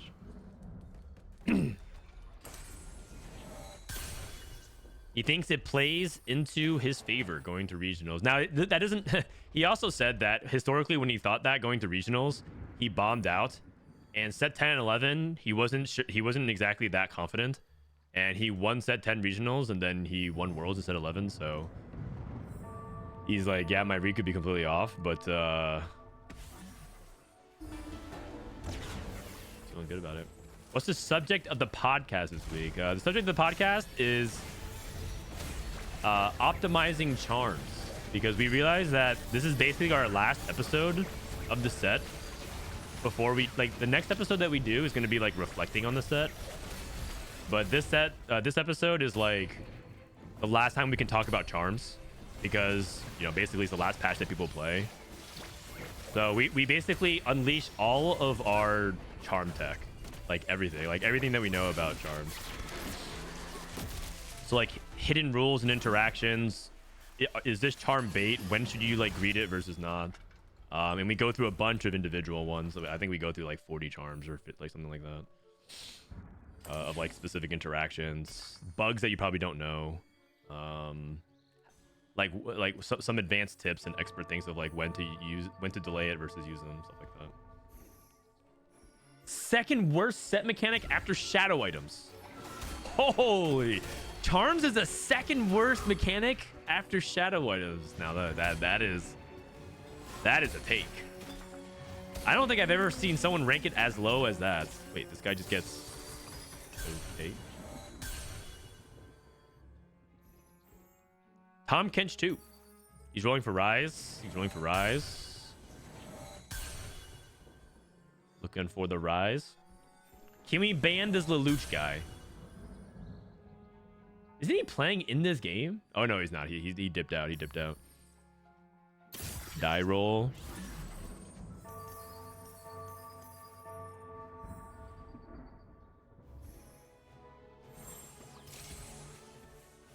Nice. Every episode always has overarching benefits to TFT in general. My fundamentals improve after each episode. Paid chatters. Yeah, no problem. I mean, one of the best ways to improve about TFT is literally just to talk about it or listen to people talk about it, because you just pick up so many small things about the game. Because TFT is a game where it's very easy to just not be thinking about small details, or rather, it's just an easy game to miss the small details. And so if you hear people talk about small details, it helps refine the way you approach the game. It's like, you guys watch the hype video. Okay, Jungle Book has the closer to. You guys watch the hype video where T1 versus Gen G, and it was like they're talking about Michelangelo and the sculptures and stuff like that. If you're trying to be sculpted into an Adonis of a TFT player, every time you're like engaging in like stimulating TFT conversation, you chisel a little bit more of that amazing TFT physique. Okay, this guy hit Morgana 2, by the way, on 8. He's on Jinx 1, Morgana 2. With no items. Surely we can find a way to put items on her. What items would he put, though?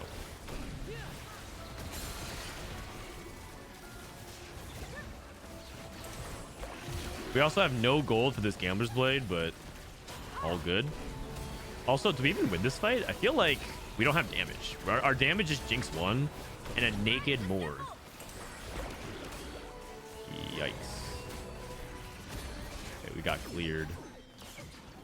Travis might have Morgana 2 on 8 into an 8th.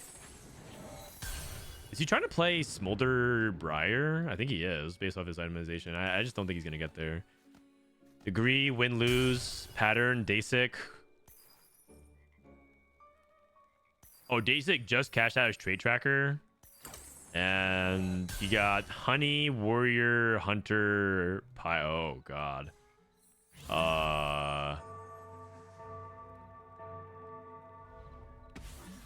Okay, he actually he is using Incanter and Warrior, but that's not good.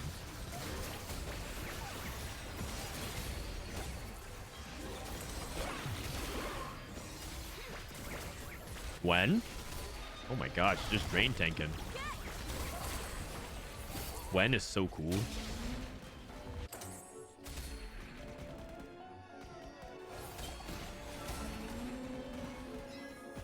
Lull chest review. I can't do it right now. If you're willing to wait for a lull in the action, I can probably do it, army guy, but I think it might be like, I think scrims are kind of in full speed at the moment, and they usually just start the game immediately right after, so I might not have time to do it right now.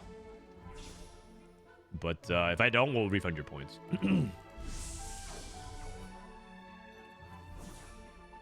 Is it better for Incanter to be on Gwen? Not really. If you think about what Incanter does, where is it? Dasic.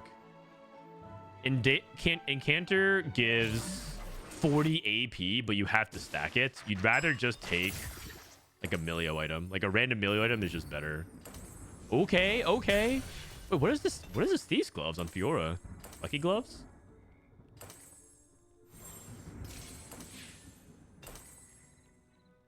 Pyro Milio. Isn't it better to Pyro on Karma? Because she's because the Morello can actually burn and execute. Okay, but he kind of cooked. He kind of cooked. I like it. He kind of cooked. I think I like Pyro Karma a little bit more. Who do you think is the biggest fraud at regionals? Oh, EMEA regionals? Bro, I'm not qualified to say that. Like, I'm doing my best to keep up with EMEA, but it's kind of hard. Who's the biggest fraud? All of them. They doubled your world slots, so they felt bad for your region. You're all frauds. Dasic's looking good.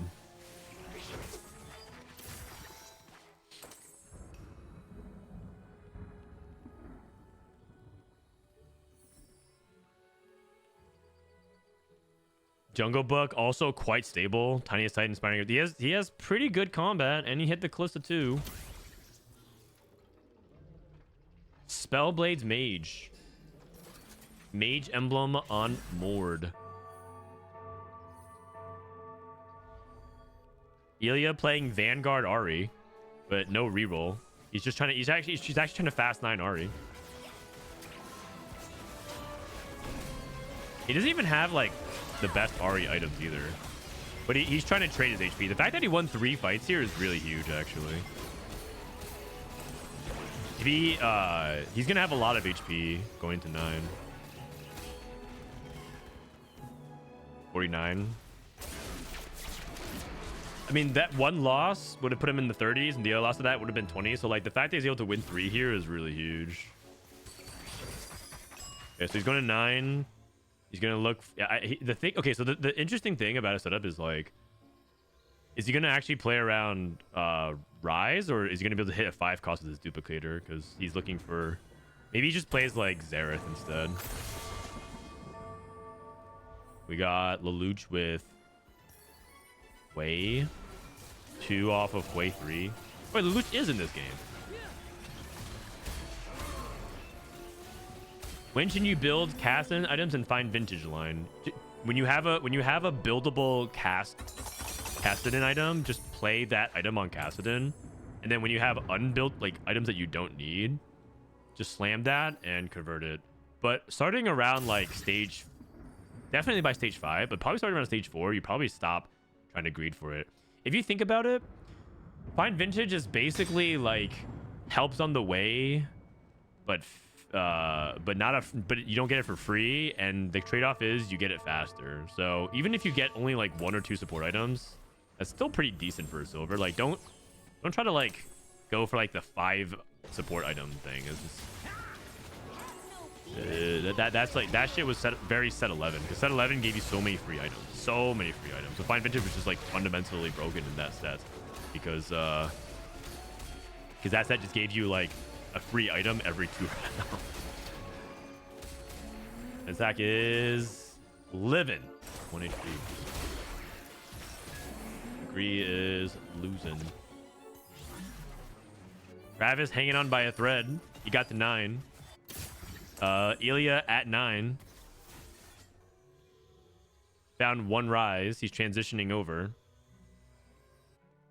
Looks like he did hit Tarek 2. Rise pair. He has 2 dupes. Hold on a second.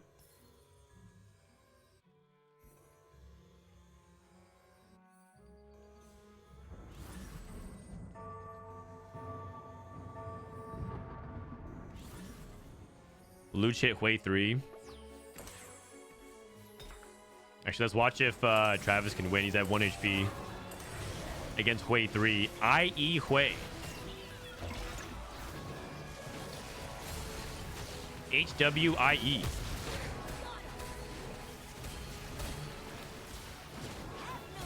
It does not look very good. At least not in this matchup. Oh my god, how much gold did that print?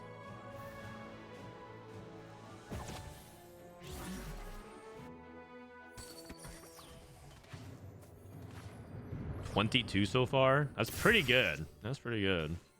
It's not like a or up front. Oh my god.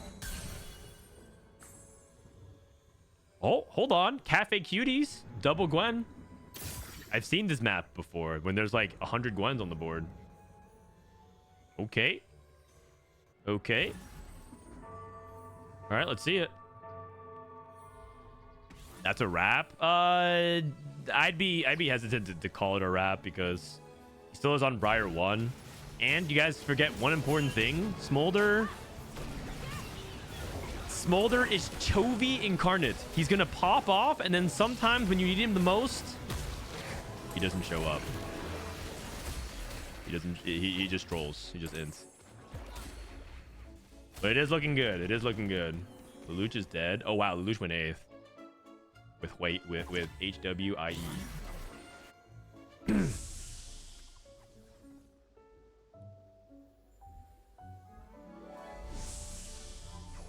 That's a Briar pair. Is that Briar pair for Travis or Briar 2? It is. It's Briar pair.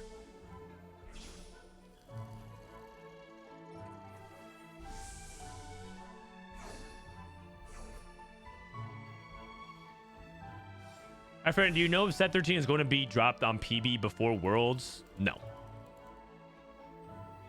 No. Why would Riot do that? They would kill the hype of their own marketing event that they spent millions on. I know that sounds ridiculous because every TFT player makes you lead to believe that Riot literally spends pennies on TFT esports, but they spent millions on it, and they're gonna be like, you know what? Let's just fuck it all up and just drop PB before Worlds. Like that just makes no sense. Makes no sense at all.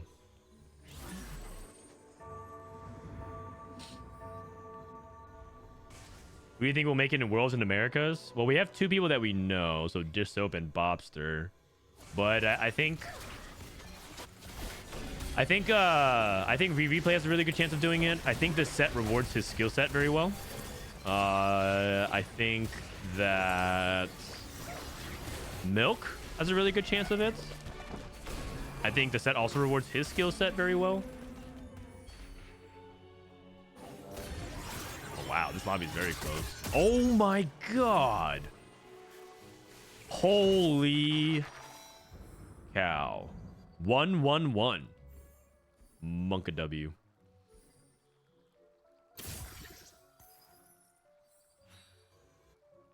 This patch is officially trash. Well, you know who disagrees with you?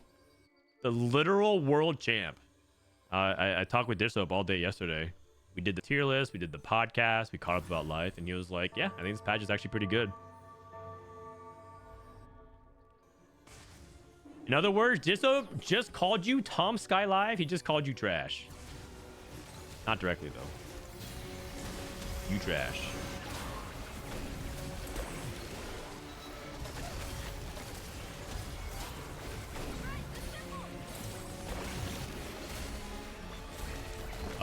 We are getting dominated. Wait, Rise! Oh ho ho! Wait, Losher is also alive. And Zach is dead. Agrees at 1 life. What is this? This lobby is so close. Dissoap is a noob. Yeah, that's true. That guy hasn't done anything in like 2 months. He is washed. He hasn't won a world championship in like 8 weeks. What a joke. Do you think this guy is the best?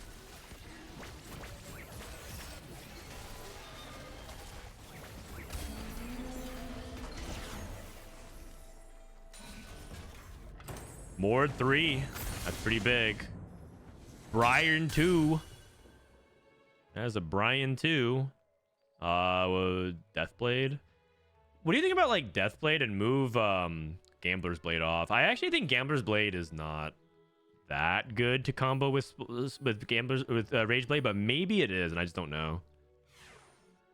Oh, he's going for the Quicksilver tech? Okay.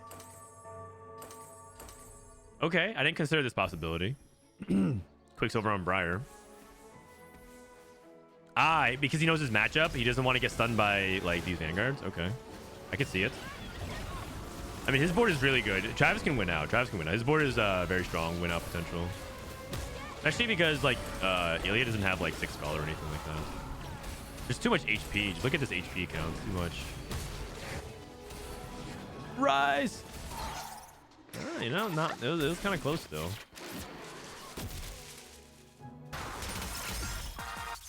Ilya in 5th.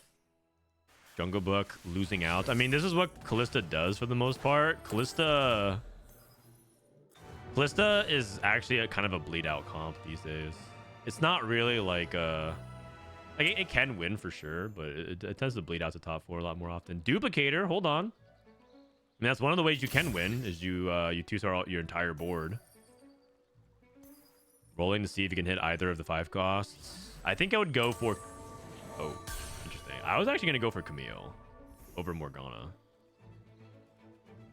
Because I feel like Camille can duel Briar, but I don't feel like Morg 2 swings for the fight, but we'll see.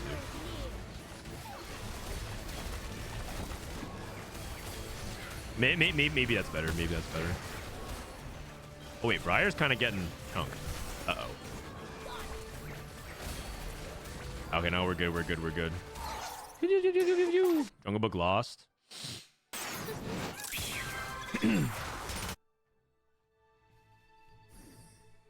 My mom asked me to wash the dishes while I was playing TFT, and I yelled out "Le Hens" in World Semi. She smiled at me because she knew it was washed. Wait, we hit Camille too. Okay, never mind. This guy knew. This guy knew he was going to hit Camille too. Hey, we have no charm though. Yeah, fuck it. I mean, why not? It's 4 health, no diff. Oh, hold on. Big time power spike. Here we go. Here we go. We got Infinity Edge GS on this Morg. Hold on.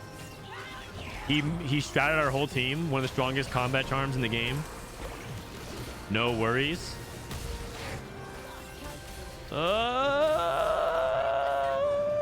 Close. Hey, Frodan, is Robin playing today? I'm not sure. I have recently retired as a Robin Song's personal assistant, so I'm not entirely sure of his schedule today, but I can ask my my networking contacts.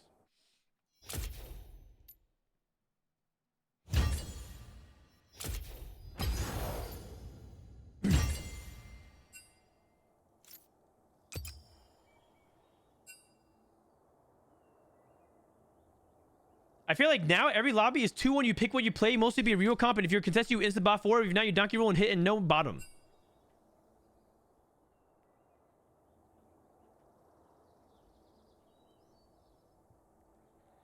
I have a question. So about this comment,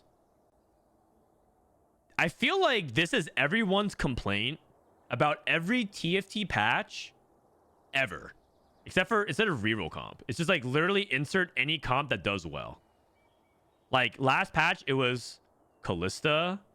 The patch before that was the Forecast. The patch before that was Verticals. I feel like that's literally like every complaint about every TFT patch, like ever. You just insert whatever's like the most popular and common strategy.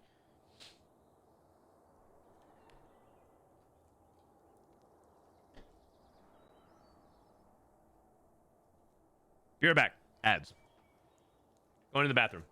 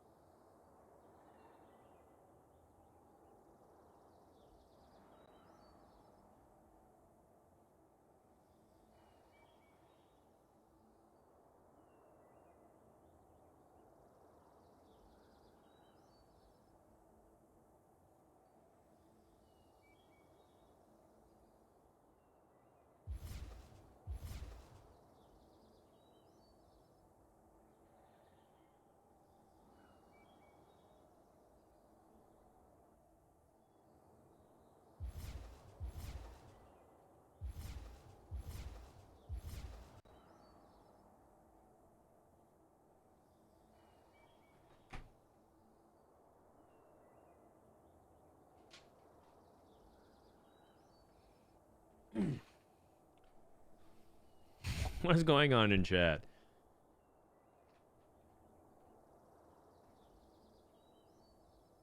People complain about every patch because it's never viable to play flex boards. I mean, it depends on what you want to say, what you want to define as flex. Some people would even say that there's more flex in the game than people say it is, but it depends on what you mean by true flex.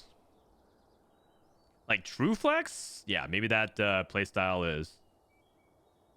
is falling out. But there's also another counter argument, which is true flex, was it ever really a thing, or were people bad at the game? I have a question. Was true flex ever a real thing, or were people bad at the game? Because you could get away with playing true flex if people are playing suboptimal boards.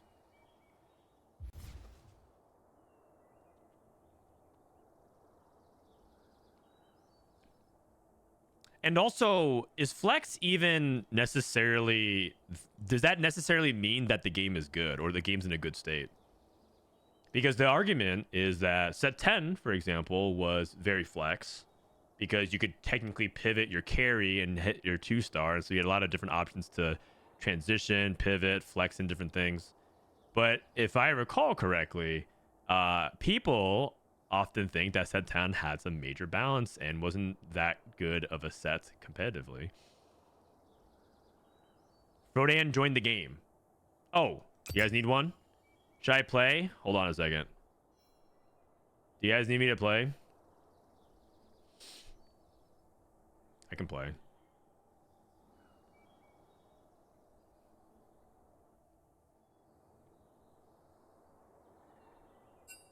Kevin Parker joined.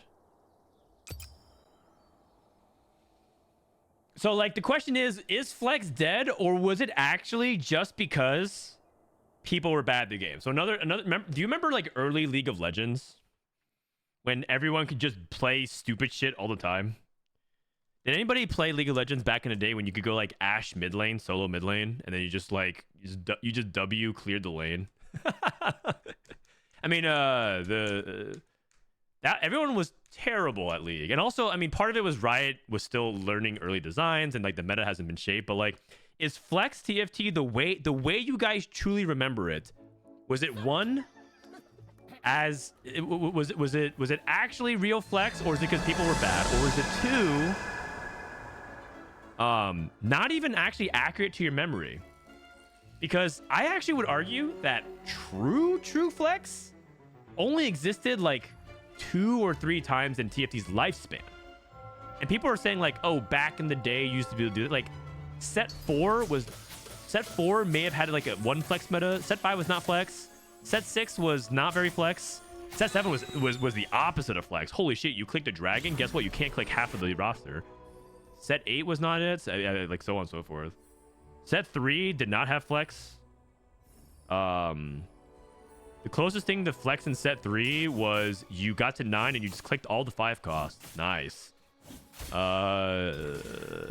Set 2 had some sense. That was a true flex comp. A true flex comp. Because sometimes you didn't even play summoners or assassins, even though that's what it was called. 3.5 was good flex. No, it was not actually. We just played set 3. We actually just played set 3 revival. How is it? How do you have such a short memory? That set was not flex at all.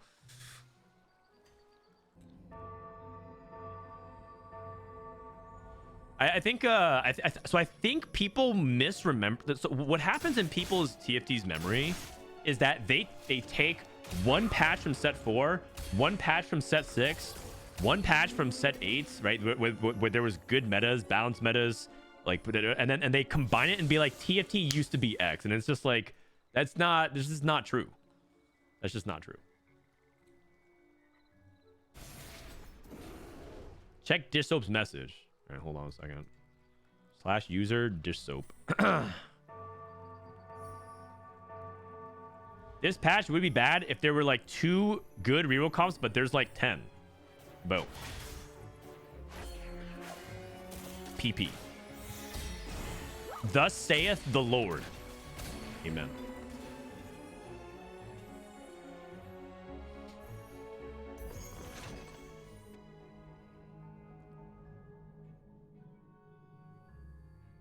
It doesn't feel like this set is flexible. It's fairly locked based on itemization. That I think has a lot of merit. I do think that there is elements of itemization this set with the design of champions that feels quite rigid because of the 4 cost, but that's not necessarily true across certain lines. Like, you should theoretically, like if you slam Rageblade, you actually have a lot of flexibility with like what you do with that, even though you're committed mentally to a line, and based off the tempo, the lobby, you can actually like you're actually forced into lines at certain times because you don't have time. But like that, but just a counter argument, the like item flexibility points, like Jinx and Wukong and Callista, and even to a certain extent like the shapeshifters, all kind of use like similar items.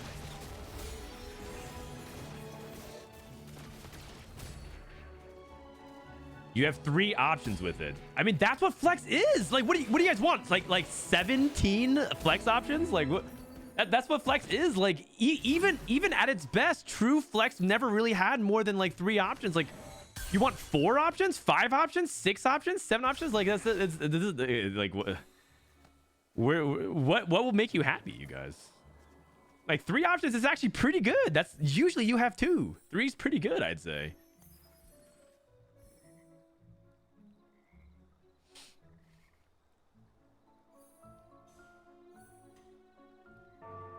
Low elo is showing. Oh no, I'm actually talking to like most people who I'm talking to actually right now are like minimum 1300 LP challenger.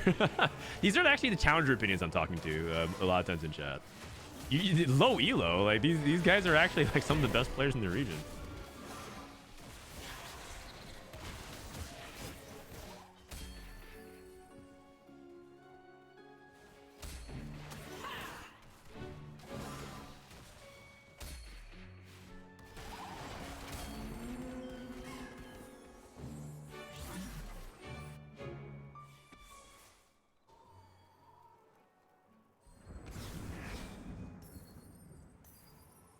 Like you in TFT, they're all like some people also mix up flex with never making a true committal decision, and that's not necessarily good either.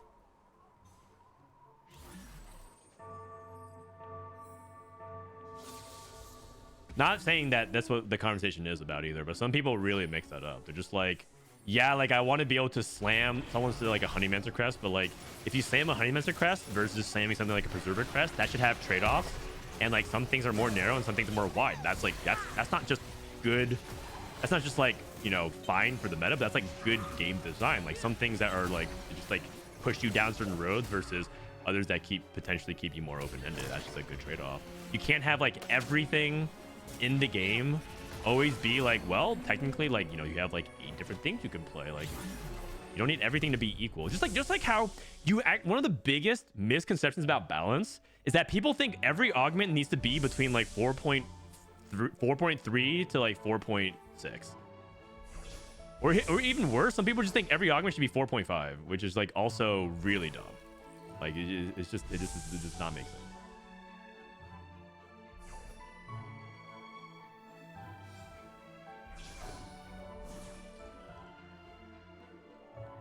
LP is fake. Some 1500 plus LP players I have watched have the worst takes of all time. Oh, give me one example. Casper, who is a 1500 plus LP player who's had the worst takes of all time? Hit me with one example. Okay, we got IE and Stoneplate. Be as friends.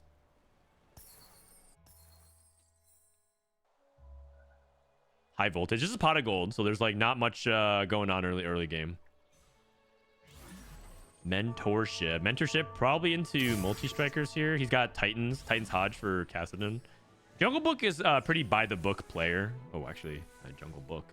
He's like a guy that kind of reminds me a little bit of like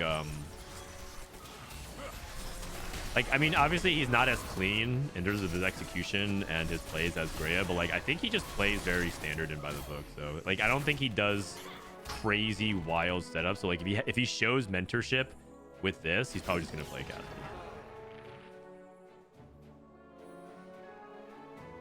I swear sometimes Twitch chat high diamond masters players has better take than challenger players. They just lack fundamentals and time to invest in the game. Oh my god. This guy is pandering to the crowd. Oh my goodness. Oh my goodness. This Casper guy should run for president. This Casper guy should run for president. My goodness. You guys just lack the time to invest in the games. I love that. I love that. Pass the copium after you're done.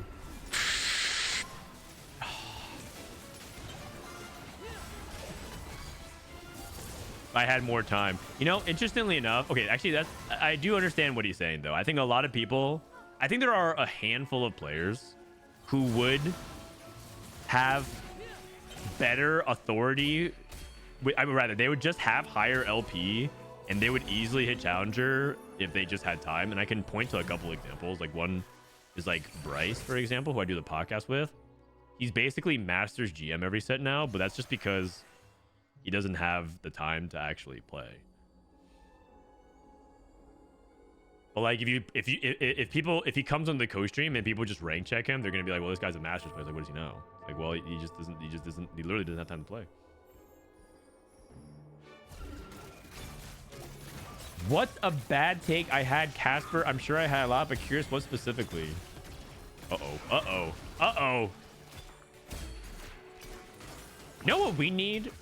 We need a TFT boxing match. I'm down. We'll have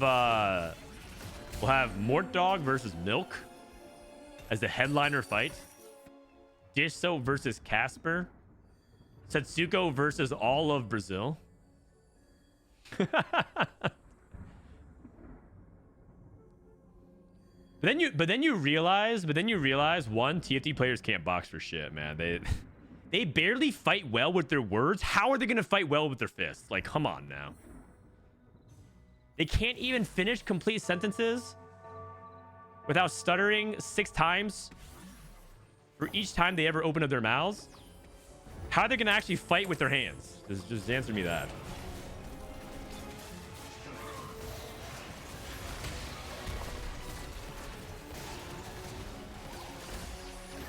Is this Syndra reroll? I'd love to see Syndra reroll.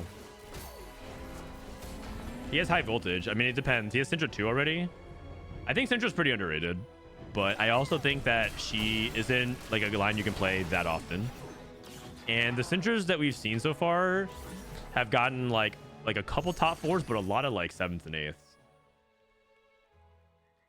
Forge. I love Forge here. There's a lot of good Forge items for Syndra.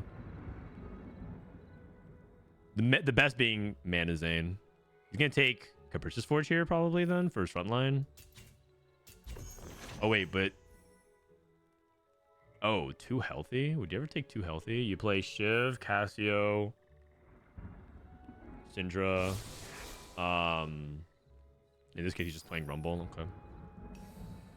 Combat Casta into Ari.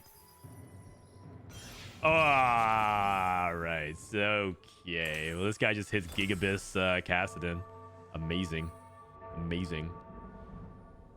Who would box Frodan? Wait, no one. I have no. Who's got beef with me?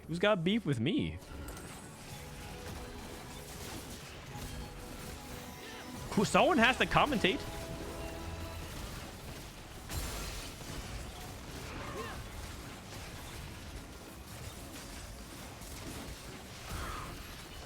I don't feel like I have beef with anyone in TFT scene.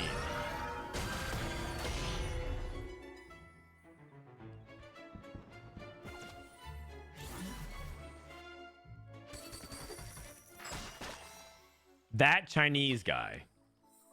What? Are you just saying stuff? Oh, hold on. I will give you one. Dude, it is 4-1, not 4-2. Dude, roll. Wait, what? That's oh, interesting. Twist Craze. Can we get Disop and Casper on the stream so they can debate it out? If they want to. If they want to. I'm down, but like if they want to. But like I feel like they're not gonna. Casper's just baiting.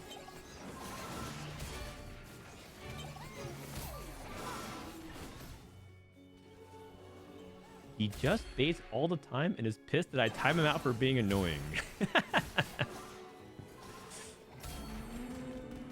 All right, Degree struggling a little bit here, but he needs to spike his board with the 3 stars and Ari. He has a couple of free rolls. Remember, Trade Sector banks rerolls. Looks like he's not even hitting like charms that he can use right now, so a little bit unfortunate setup.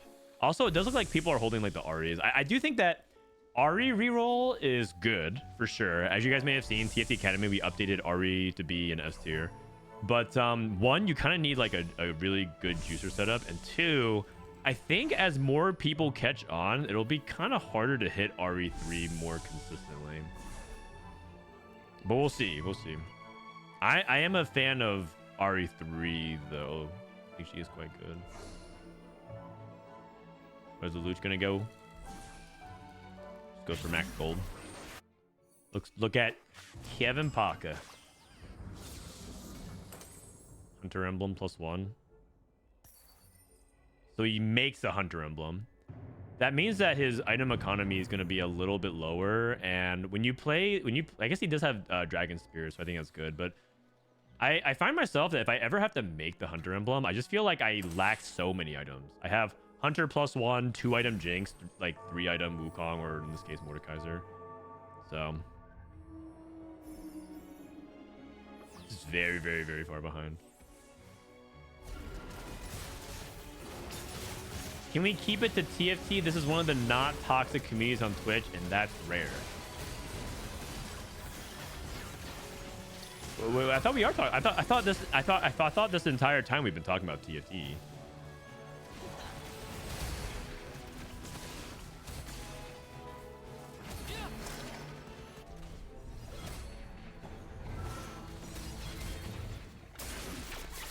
I like that we have global scrims before regionals now instead of just before worlds.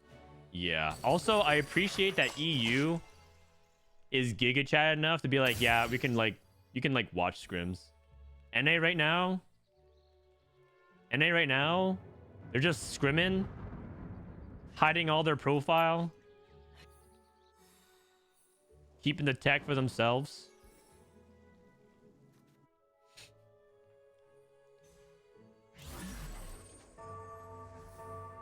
EU is the one that wants to hide. Oh no, NA wants to hide too. NA wants to hide too.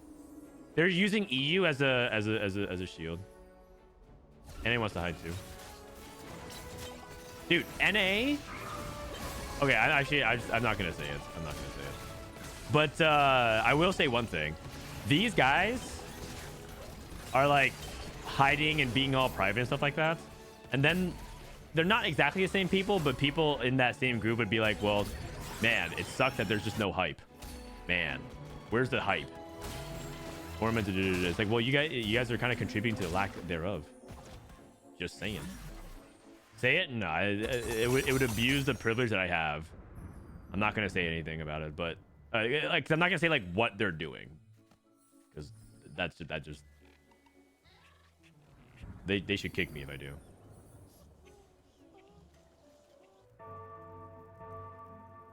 And then they just say the R word. Riot.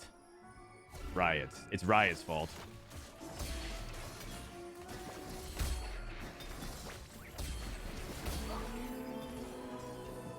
Which is actually kind of true too.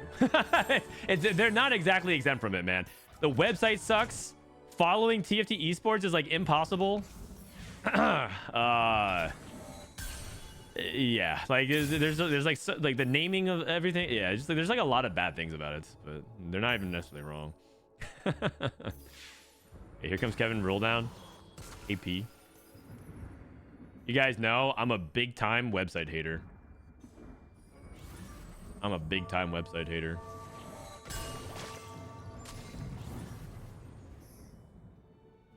All right, what are we gonna make here? We got Rageblade. Val probably, or you could also go Edge Knight. Oh, Bramble. Oh, Bramble Declaw. That works great. Damn, Wukong 2 hangs in there. Agree with Zoe 3. Oh, he's primary Zoe. This is something that we've been seeing a little bit more often as well. I remember during the Tacticians Cup, EU carried primary Zoe a couple times. Magic Wand. Wait. Okay, I mean, I don't think it's raid boss actually. The more I think about it. Oh, also because this makes Spark. Okay, well, that makes sense. Jungle Book, multi-striker crest, or is it support cash? Nah, it's multi-striker crest. Kevin Parker, Hunter +2. Now you can tech in the Zillion and cut Namzi. Wow. Kesman. Kesman's Polish, right? Or is he French? Ilya hit RE3. Big gain, shields up, magic wand, contested RE. BS friends, Luch, 3-star honey. Frontline treasure chest. Bro, this is Vagar.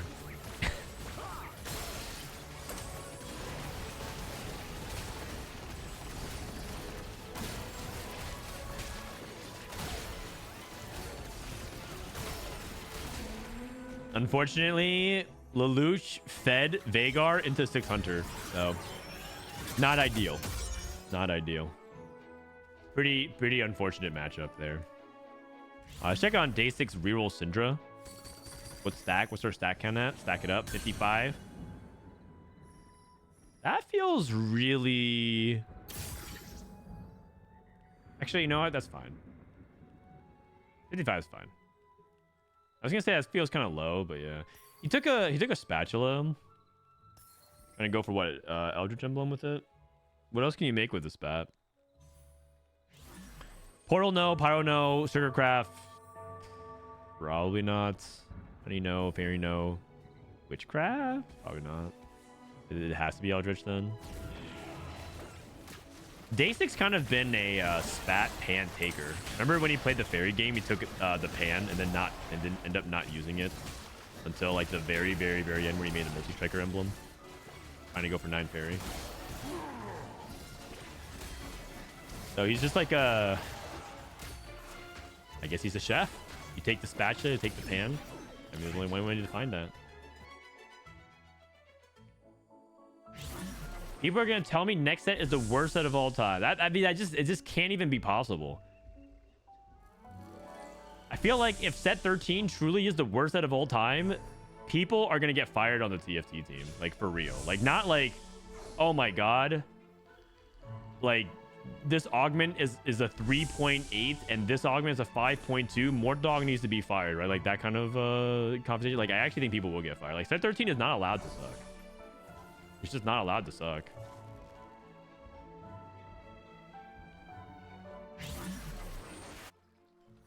It's too big. There's just too much at stake.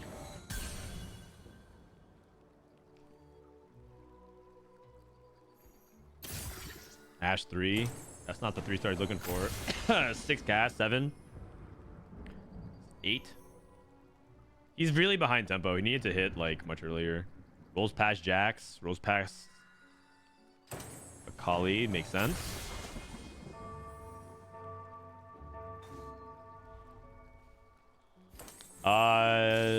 Okay.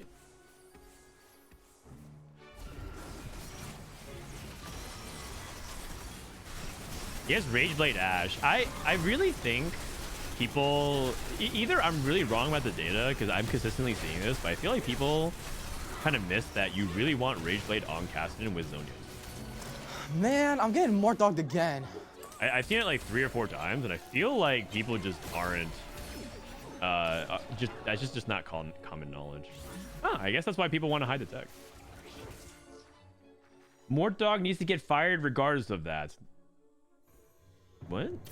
You're trolling, right? Do you understand that?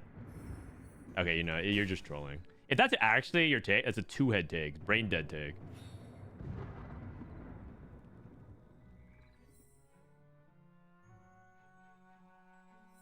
Is an actual brain dead take. You're literally saying like if T1 loses, it's Faker's fault. Oh, we don't have to ban him. I actually want to hear like maybe he was actually just joking. I'm not. We don't have to ban him.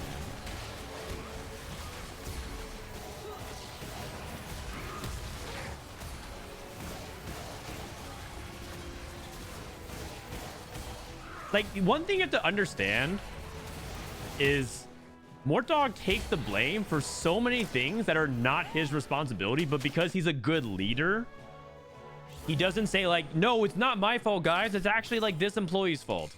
Like, people blame Mortdog for everything. But because he's a public facing, he stands to inherit a lot of good things, right? Like, he gets a lot of, like... He gets also credit for things that are not his doing either, and so you know he gets a lot of praise for things that like he did nothing, he didn't do nothing for, but like he doesn't deserve that praise. But he also gets way too much vitriol for things that are just not his fault. In fact, if anything, it's the inverse. Like it would be so much worse without him.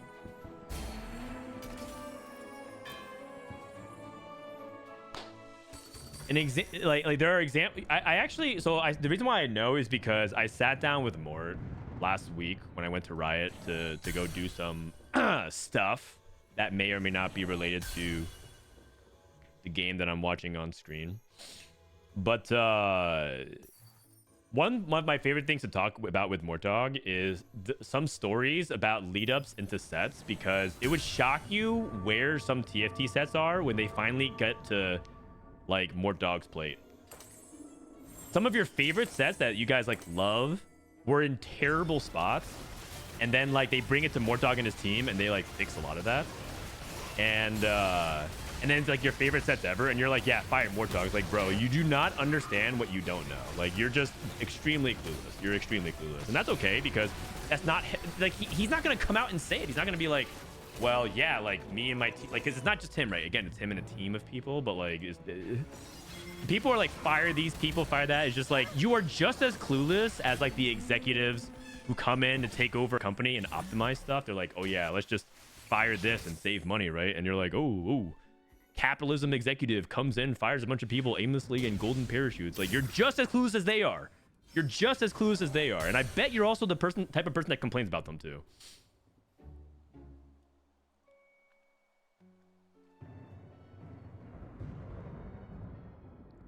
I'm talking to a made up person right now. I'm not even talking to the person in chat. I don't even know Mortog, but whenever people not hit, they say it's Mortog's fault. So you're saying because streamers say I got Mortog, you want him to be fired? Am I understanding that correct? So the meme in the community you took literally.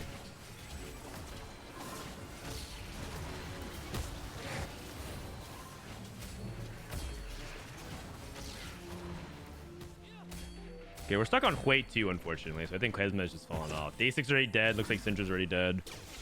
Losher is playing Karma Vanguards front line. He's trying to be open and flexible, but looks like his only out is to hit Karma 3 out of nowhere. And he's too poor for it now.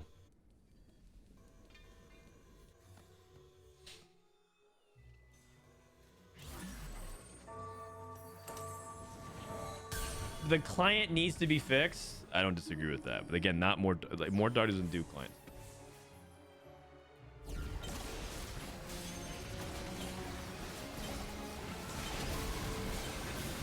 Casper says this is one of the best competitive sets of all time, and people will still complain about balancing. I think competitive is dead. I mean, you say that, and then one good land, everyone's gonna be like, man, competitive TFT. Hog. He's one off RE3. I mean, Degree going 5th with contested RE. People said the same thing about set 9 when set 9.5 had the multicasters patch, the Earth meta, the Twisted Fate meta, and like 9.5 was, and I agree with this. 9.5 was one of the worst sets in modern history. In fact, I think 9.5 might be like my third least favorite set ever. And like Worlds was just an Earth slot machine. People would at 2-1 click Ancient Archives and be like, well, do I get the verticals? And other people were like, nope, I'm stuck with, you know, Challenger Emblem. And it was and then everyone was like, and then no one, no competitive player even watched set 9.5 Worlds. They only woke up and saw that title end the game in ended the tournament in 4 games. They're like, okay, cool, this guy's a beast, but they didn't even watch the games. And then guess what happened? 4 weeks later, we had the Vegas LAN, and all of a sudden, we have more people join the competitive scene than ever before. I can't tell you how many people started playing TFT competitive because they saw the Vegas LAN, and they want to be part of the TFT scene, and they want to be part of the LAN. They just want to participate. Like, yeah, okay, maybe competitive might be at like a temporary low, but that's just like part of the peaks and valleys of TFT. That's just the peaks and valleys of life.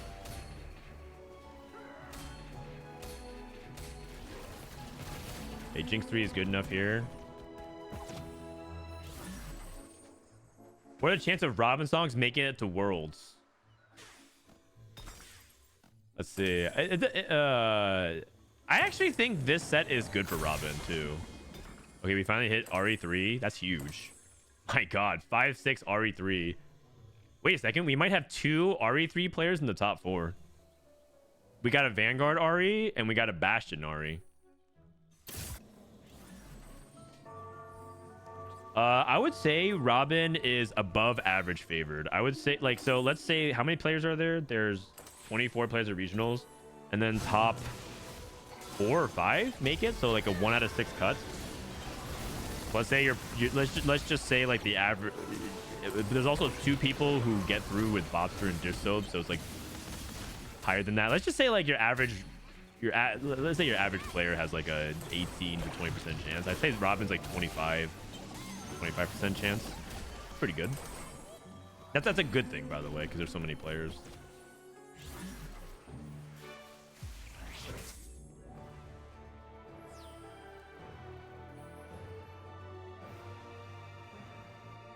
I would say like the very, very best players are like 35% likely to make it. There's no one that's like I feel like if you go too high, you just don't understand like the variance. But I would say 35% is like very reasonable, like an estimation for like the very best players to make it through.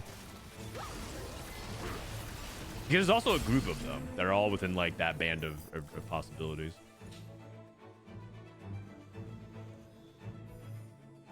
Nothing comes close to 9.5. You're trying to ban multiple legends. True. Oh, here comes Pot of Gold. Here comes Pot of Gold. I think we push 9 here for Degree then, or for Kevin Parker. Oh, wait a second. He's going for Olaf 3? He's going for Olaf 3. Degree push to 9. he's wait, what? Oh, he doesn't have Olaf 2. Oh, never mind. I'm stupid. I thought he had Olaf 2 already on board. Oh, okay. Never mind. Dench. So why do we have this duplicator then? They guarantee that we hit Olaf 2?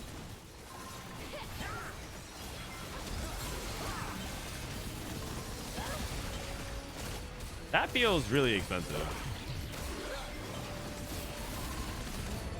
I mean, so he's obviously sacking this round. I guess in his mind, he's playing for like either third or first. The first would be like he uses duplicator on like the crazy hit, or he just is gonna try and play for a third over Degree and like try to use this to spike like a 5 cost next turn and level to 9, roll down, look for like 2-star Camille or something like that.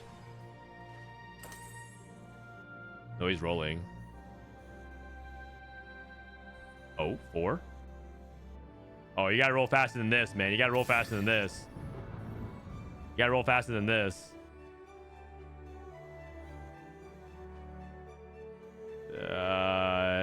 Not even close.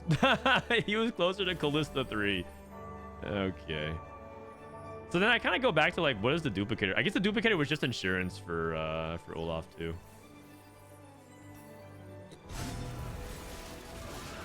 In that case, you just should go to 9. Just go to 9. Hope you hit like, I don't know. Actually, you know what he could do? He could go to 9 and play another Olaf 2. Oh, you know what the play is actually? The play is to go to 9, look for another Olaf 2, and then move items from like Kog'Maw over. Oh wait, you won this fight. Oh.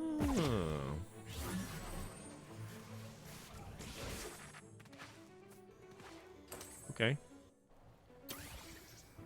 Lelouch.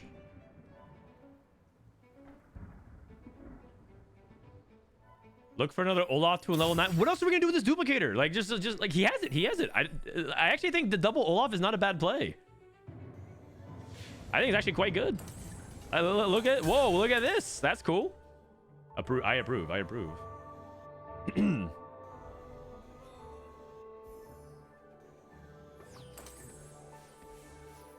Is IE a bad? Wait, Lelouch is giving him a free hunter reset. He gave him a free hunter reset. Okay's business. What's going on over here? Competitive ruling Lelouch. Wow, my God, that's a free reset diff. Wait, he's trying. It's because he wants Degree to lose. He's trying to give Kevin Parker the win so that Degree goes fourth. All right. First time ever we see Germany cooperating with Poland. Okay's business. History has been made.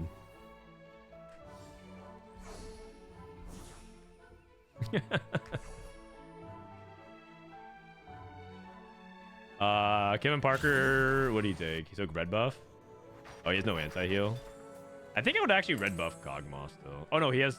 Ah, I should have seen the line, man. I should have seen the line.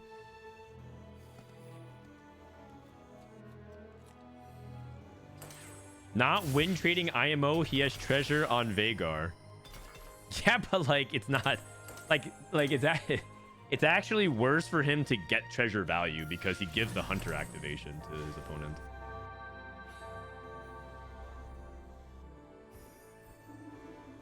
Oh, wait. He radiantized the Thief's Glove and it changed his items from Stone Plate and Sunfire to Radiant Bramble. Okay, Radiant Bramble's not that good. Or Radiant Quicksilver. My God. Oh. Rising Cast. Woo, woo.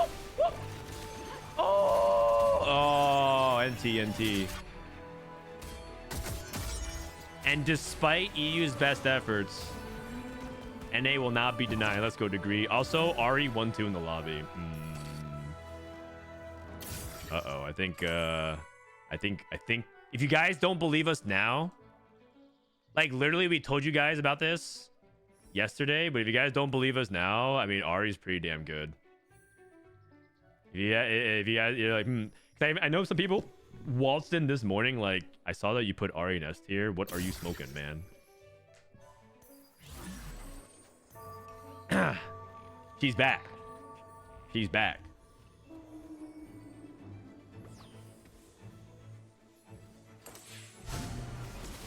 Did you change it yesterday? Yeah, we did. We have the receipts.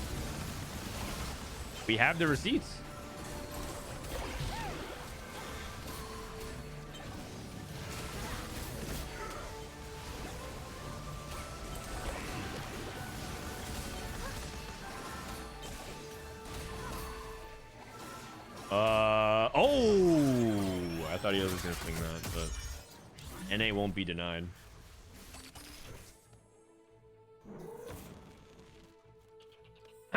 Is it me or does Gloves roll the same items multiple rounds in a row? It's just possible for it to happen. I don't think that it's a bug. It's just like that's what randomness is.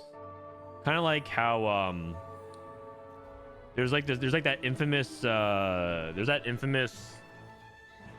music playlist. I think it was Spotify, where Spotify doesn't actually truly randomize your music playlist because people think that it's bugged because it keeps landing on like the same songs. It's like smart random because people just your brain just like it's like that can't be right. That's bug. Okay, we got a bunch of gold. By a bunch, I mean 10. Degree gets counterspell, really good. Zera 2, that is huge. That is very huge, actually. Guardbreaker JG is pretty decent. I think he wants Nashers on Ari, doesn't he? Oh, he's thinking about an item for Rise. He also has 2-item Rise. He has Milio. Okay, so he chooses to itemize Zoe. Okay. He's gonna let Milio take the rest here. Or fill the rest. Fine. Oh, that is not good. His front line is on our back line. Rise is dead. That second TK stun.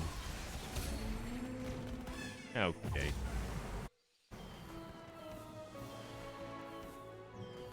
Big gains, Vanguard Ari. Greater than Bastion Ari.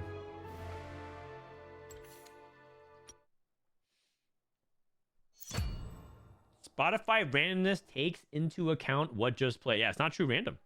Because people think like the randomness, they're like, huh, that's bugged. Not random. EMEA clears. I mean, like, good. You have 8 players or 7 players that are EU. You better top 4 or you better win the lobby.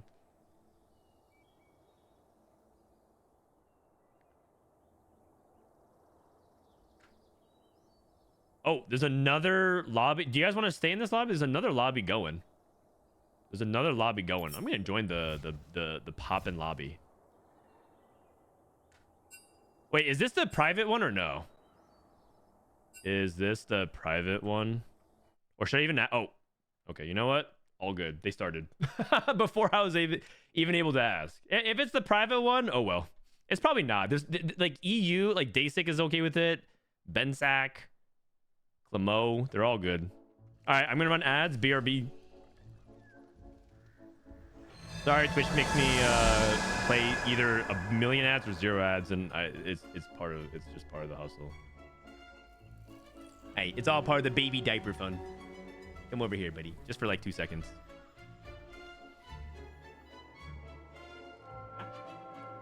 Go ahead. That's melee.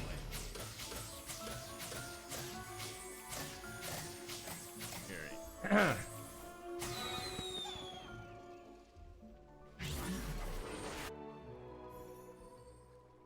We got E-Test, Toronto, Ultra, Michael. Oh, we got APAC and LATAM in house now. It's a Scuttle Puddle.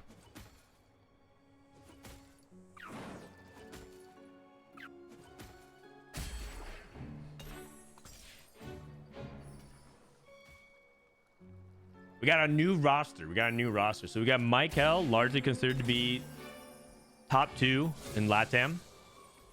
Jedusor, one of the more like newer competitors from France. He's made it to Worlds. Had a pretty solid, I think it's at 11 or it's at 12, it's at 10. Bensac, we followed him a little bit. Yellow Tomato, I think he did really well in Touches in Cup 3. We got Og. I think Og is going to the World Championships based off his qualifier points this set. He's from Greece. Basic we talked about. We got Clemo Lahagre. Or Clem for short. Also from France, right? Or is he Belgium?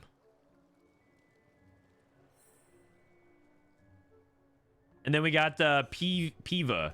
Piva is one of the best ladder players in Vietnam. Usually, let me actually see.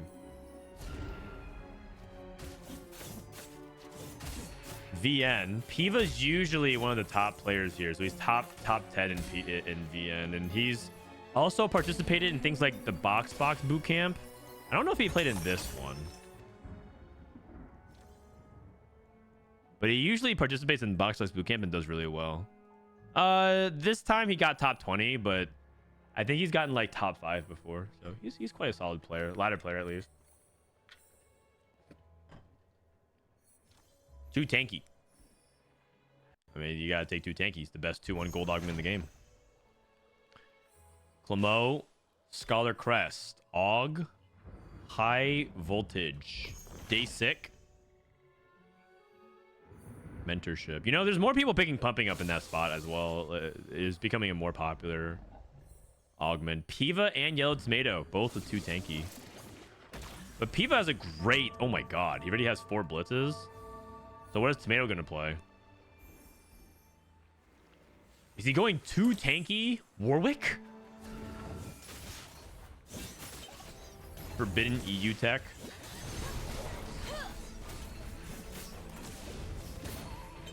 Jedusor is the best player in this lobby, then Og, then Tomato, then Dasic. Wow, that is disrespect.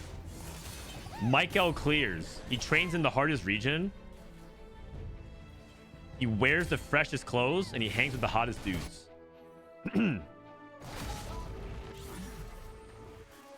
Unfortunately, Michael clears. All of you. Sorry. Is Bensac from APAC?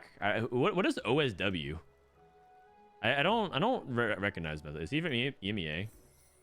We got Prize Fighter, so looks like he's trying to tempo here. And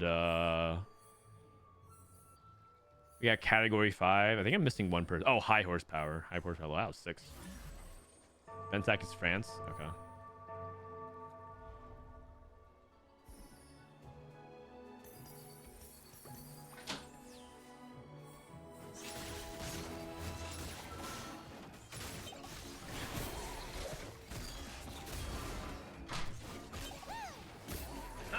The wind just literally blew open my door.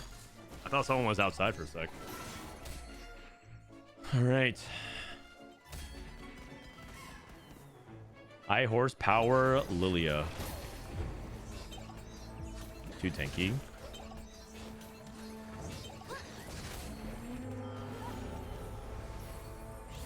Most EMA finals players are from France. Does France complain about seeds the way NA does? Because that's the thing about NA. They keep saying that they're the France of the Americas. They're like, yeah, there's just too many good there's too many good NA players and everyone else just sucks. That's what they say.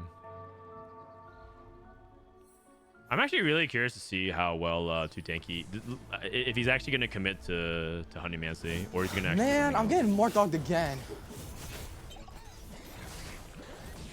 18 CMWZ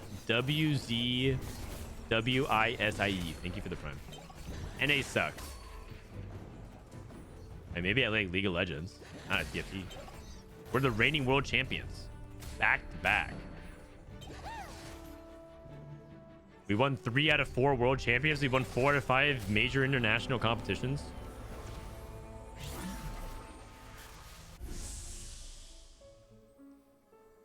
If NA sucks, what does that say about the rest of the world? That we keep winning.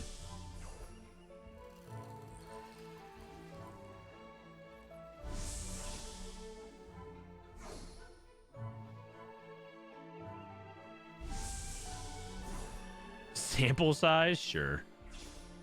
Sure. All right, Michael looks like he's going for hunters. I will say that there's like wait, is he actually going for hunters, or is he going for Ash? Is he going for reroll multis? I mean, I guess you could theoretically be open to both with Rageblade Runins. Gain a target dummy. Yeah, like if he all of a sudden gets hit with like a 5 Ash shop, you could just play it, I guess. I haven't played multi-striker reroll Ash with category 5 for a couple patches now, so I don't know how good it actually is at high elo. He sold his Kog'Maw.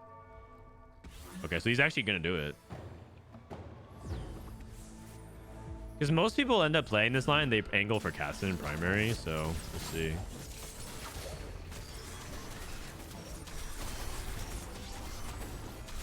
It's still good. All right, we'll see it. Esport is just really popular in France, so we have a lot of players in a lot of games.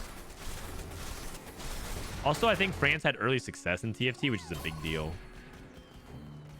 France had early success, which is good, and it inspires a lot of French players.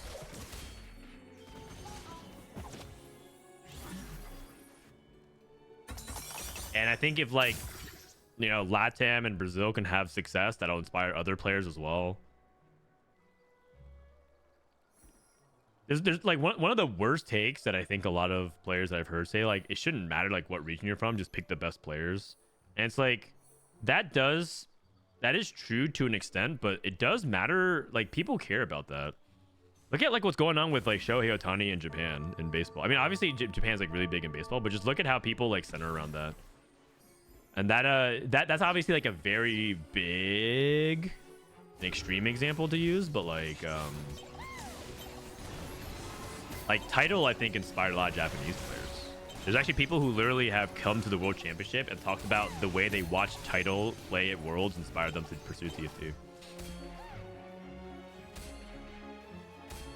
Densack on a 5 streak, Peeve on a 5 streak.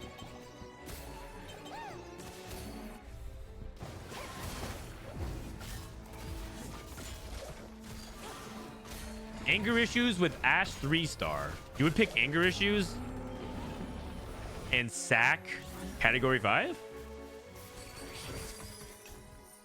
Are you sure about that?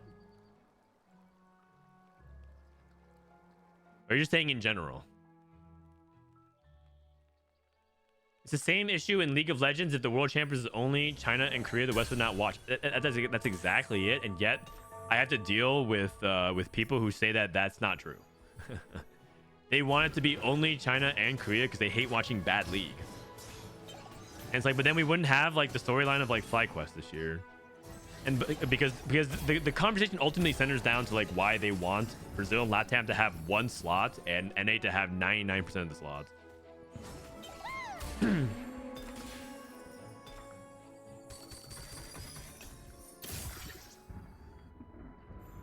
let's look at Michael's roll down. Is it even a roll down? He's not rolling. What is he doing? Interesting. Jetasaur did roll and he hits Lilia 3 at 26. Okay. Looks like it is Lilia Ari.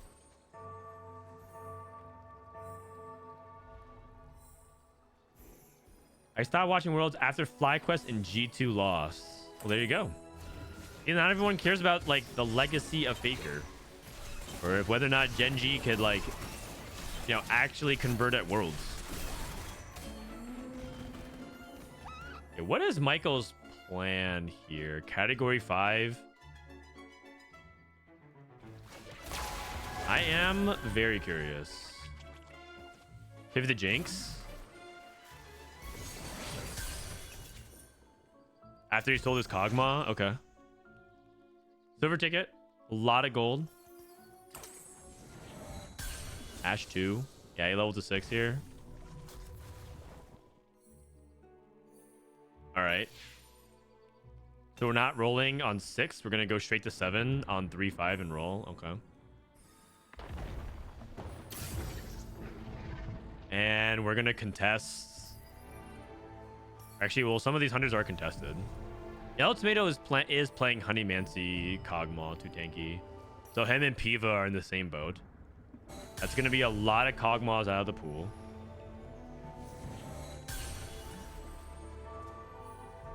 Maybe they were baiting Golden Quest on Scuttle Puddle. I can see it. I don't think that's necessarily a common play, but like I could see that might be one justification he had. I'm not winning anyways. I don't think I'm only a Ash pair. I'm not gonna roll here. I want to keep myself open. Maybe I hit Golden Quest. I could see that. I don't think that is necessarily the play that I would go with, but I could see that being true.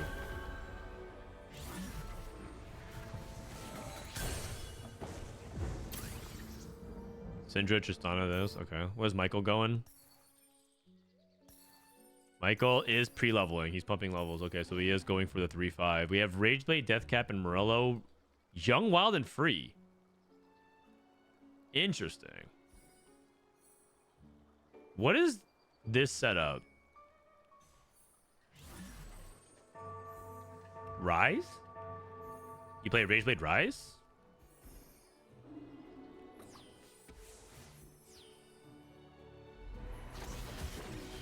Is Syndra this set's most broken comp till now? Probably. Syndra was one of the most broken 2 costs of all time. At her peak. Like it wasn't a very long dominance period, but it was very, very, very high. It's like she's like Kawhi Leonard. At her peak, unstoppable.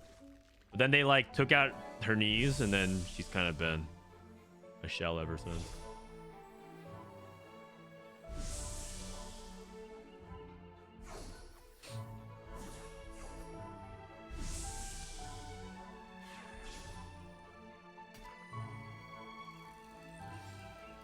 No one taking Fiora with a cloak. No one taking Wukong.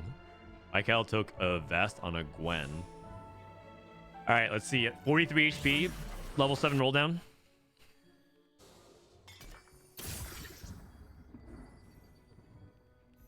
Olaf. Bench is a little bit too full. I would sell like a lot of this just to clear up my bench space. Oh, he took Minor Wish and buffed things like the Gwen. Oh, that's a little bit of a unfortunate situation. Okay. All good. Win this fight anyways. You know, I was actually down to put this on Bard too. I think we're going to get cleared. I think Michael's spot's actually pretty bad. Like, yeah. It's not looking good. I think this Michael guy might be 8th.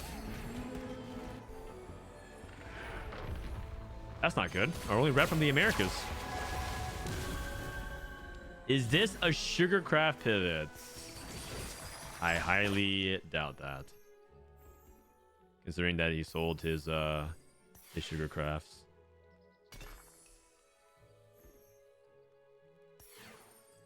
Looking for Jinx 2. One flip. Looking for Wukong. Wukong pair. Ooh! Is he gonna 10 loss? I just gotta say it.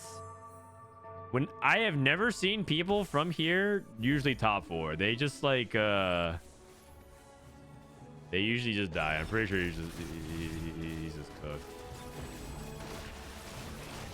I mean, I think you can if you like roll and Giga hit, but he's on Jinx 1, Wukong 1, 34 HP, and Scuttle Puddle, which is like super high cap boards. And Jinx already can struggle with some super high cap boards because how are you gonna kill the? How are you gonna like get the resets off of like a Vex 3? It could be pretty tough. All right, so high horsepower looking good. 4 streak for Jedusor, Bensack. What are we pinging? Oh, Milio on 7. Milio on 7. With Scholar +1, so very, very good. Very, very good. Piva looking good. Featherweights, Honeymancy, and then Yellow Tomato. Man, Kog'Maw 3-way contested. Wait, holy cow. He got 7 Kassadins just in the bench. You could actually just make Kassadin 3 and just Pandora's bench Kassadin. There it is.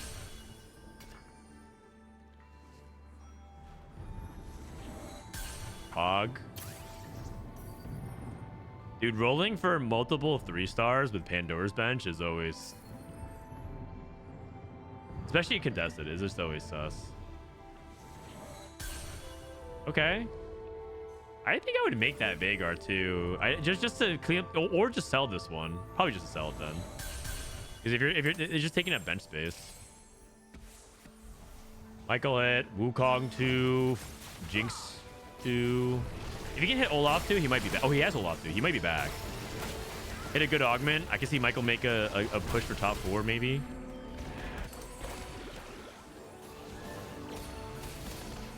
Mo has 6 scholars.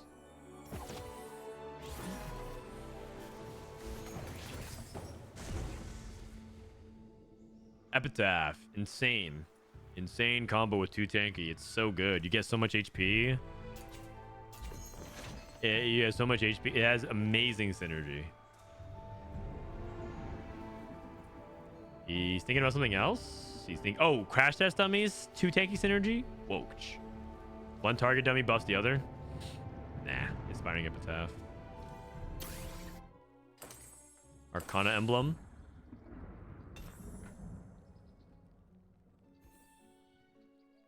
Jester only has 5 Aries. Kind of losing a little bit of his momentum here. Michael took combat advantages. Piva rolling. Oh, you definitely take that. Trenchcoat. Wait, does Trenchcoat mess with 2 tanky? Like, Blitzcrank's... Oh, look. Oh, he got the shield. Oh, no, that must have been his own cast shield. You know, I actually think it might have messed with it a little bit. I'm not entirely sure.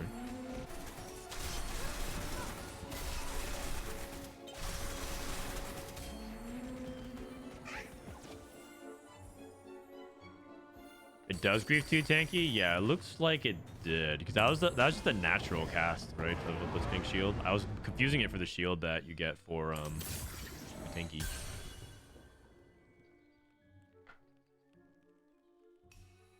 What up, Beppo? 2 tanky plus Sweet Tooth. Do you actually do the same tech as these guys? I personally prefer Bastion with Sweet Tooth, but 2 tanky has really good synergy with Honeymancy. So I'd probably go 2 tanky Honey with Sweet Tooth.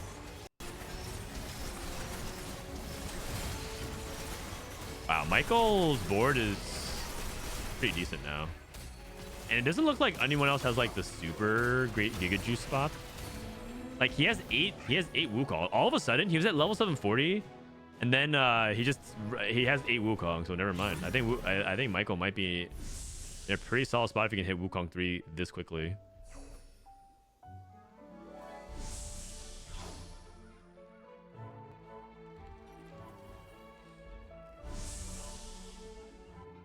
Bro, he was at 2 Wukongs, 2 Jinxes, despite rolling like 30, 40 gold, and all of a sudden he has Wukong 3. So, making me eat my words.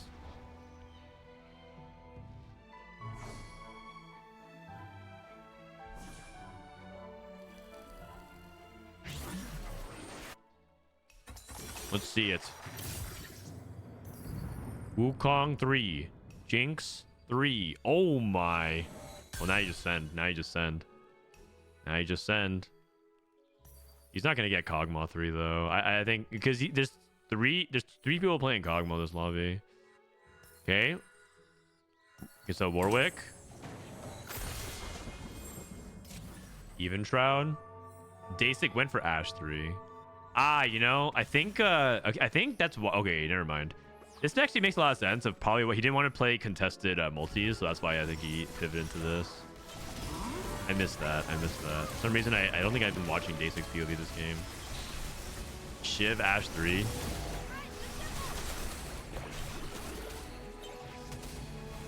So Michael ended up pivoting because he saw what Day6 was doing. Not gonna pick up this Callista or Jax. It's too expensive. I mean, you could buy like one Callista, I guess. It doesn't cost me anything. Gambler's Blade. Yellow Tomato. Kind of flaming out here right now. Oh, never mind. He's on a 2-win. Sorry, I read this inversely. He won 2 fights. Dude, sometimes in TFT, like the blue... Why is it in TFT, when you win streak, it's red? But if you lose in your match history, it's red. But then if you win, if you're on a lose streak, it's blue. But then the fight icon, if you win, is blue. Like, that doesn't make sense to me. It's completely inverted for no reason at all.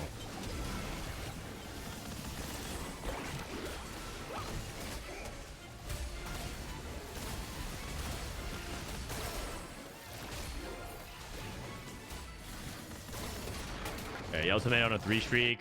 Michael on a 3 streak, or 5 streak rather. Og. Jetasaur falling off. Jetasaur did not hit RE3, right? So once he hits RE3, he'll stabilize a lot more. Dasik just in Kassadin jail, and I think he missed his tempo window as well. Like, I don't think Kassadin with these items usually keeps up with like the rest of the lobby. Part of it is that Kassadin pushes tempo, unless he has like insane items and combat, which he doesn't. I mean, he does have mentorship in tonight today, which is good, but I'm thinking like press the attack type of stuff. 7 multis. I feel like Kassadin has a tempo, needs to kind of hit on stage 4 for this tempo window. I mean, it's not like he didn't roll.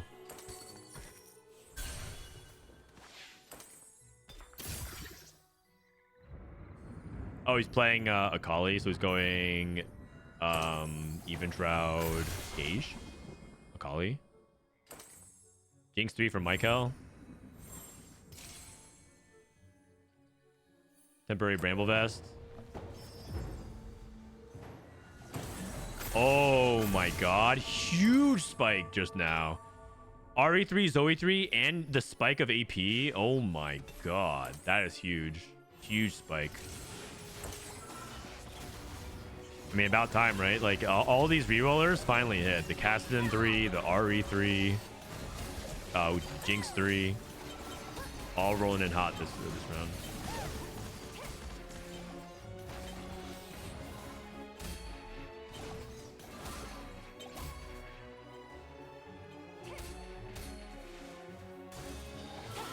Oof. Woo. Woo. Dude, that Ezreal trolled. Very close fight. And these fights actually determine entirely, like these 3 fights, 5-1, 5-2, 5-3, determine whether or not, like, determine your placement range.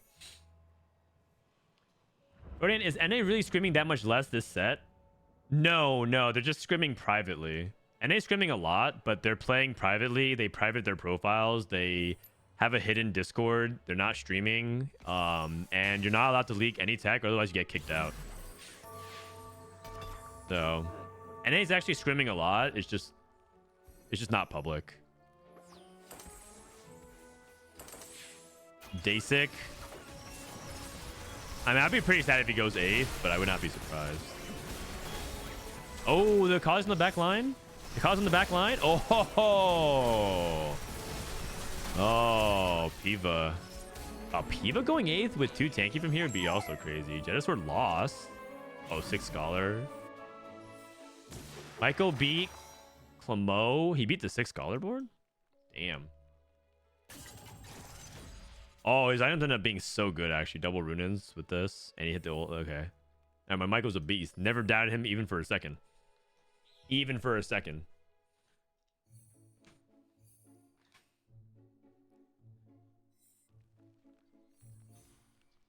Are they hiding tech for Worlds or for Macau? No, they're hiding tech for regionals. They're hiding tech for regionals.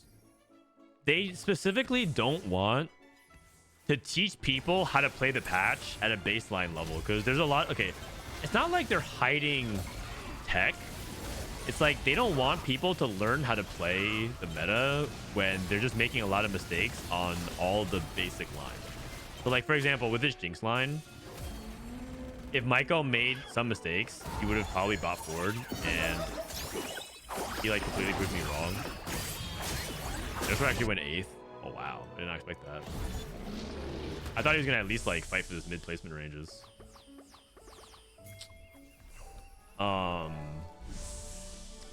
But they don't want to teach them like, okay, like make sure you like always prioritize these items, make sure you like don't like be positioned this way, and like things like that.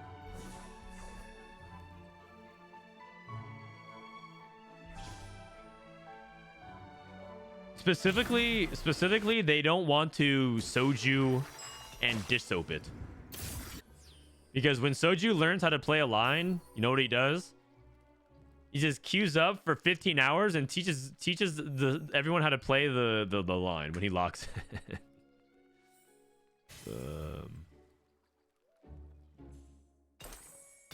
And dish soap also teaches a bunch of people as well.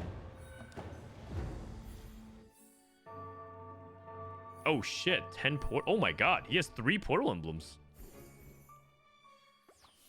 Oh wow, and he just played Michael, so Michael's is the happiest about that, I guess. In terms of if you had to deal with 10 portal, he is functionally at 1 life though.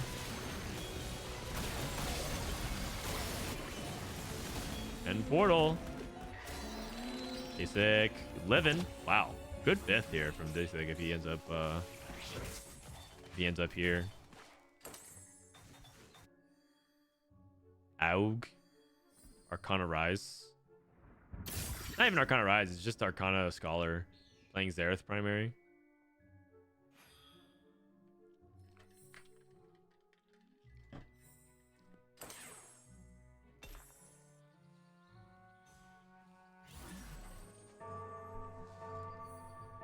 Soju gets convinced every patch is one line is insanely OP, forces it 90% of games, then rage tilts when his AVP is cooked. You think so? I mean, I feel like that happened twice this set. He usually actually plays a lot of lines. Actually, if anything, part of I think his problem was that in the first cup this set, I think he actually needed to play like more narrow.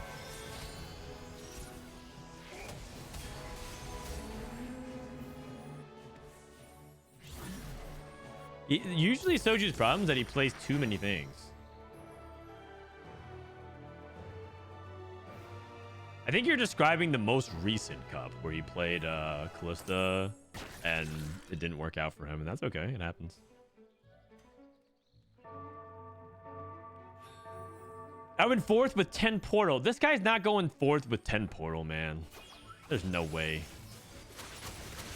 If he goes 4th with 10 portal, I'm down to kick him from the lobby.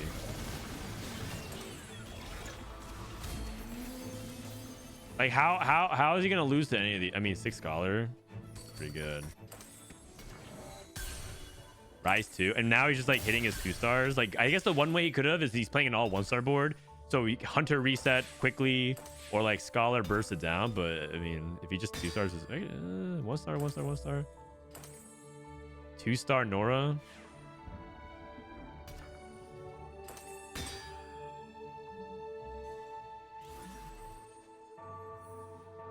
Shojin? The Giga Jab play. Don't slam and let the rating items figure it all out.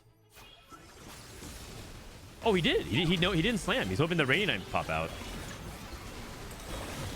I mean, Og is cooked. He's playing 1-star Rise, 1-star Xerath.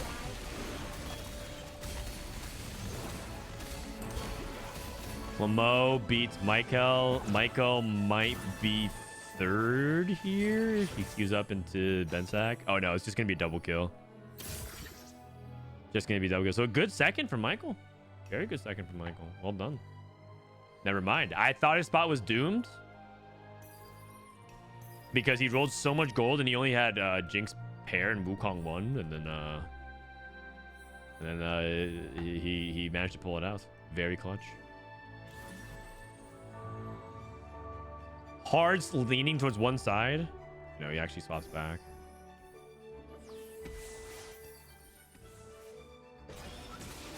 Earthquake. Quick resets. Any resets? Any resets? No resets. Reset finally. Way too late. Yeah. NT. 10 portal. Who is Darvin Ham of TFT? The Darvin Ham of TFT. Dude, you know what's kind of messed up, man? I know that okay, I mean, who's like inverse me? If I'm JJ Redick, who's inverse Frodan? It's a good question. Fnatic Frodan? No way, man. No way. It's not my fault.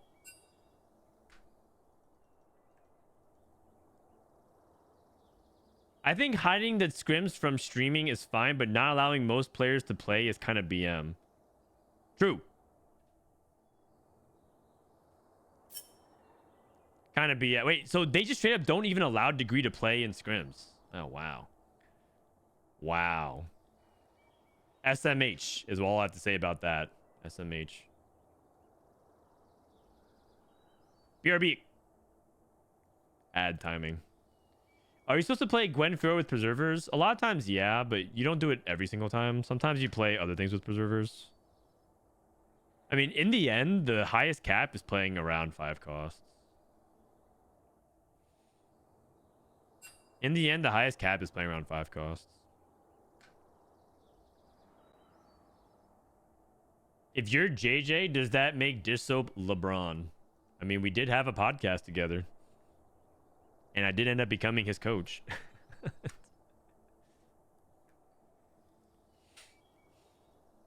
Just saying.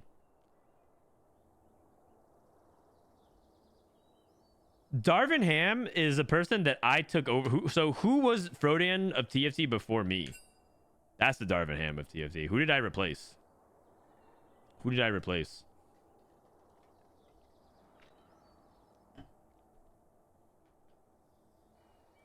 That's a big question.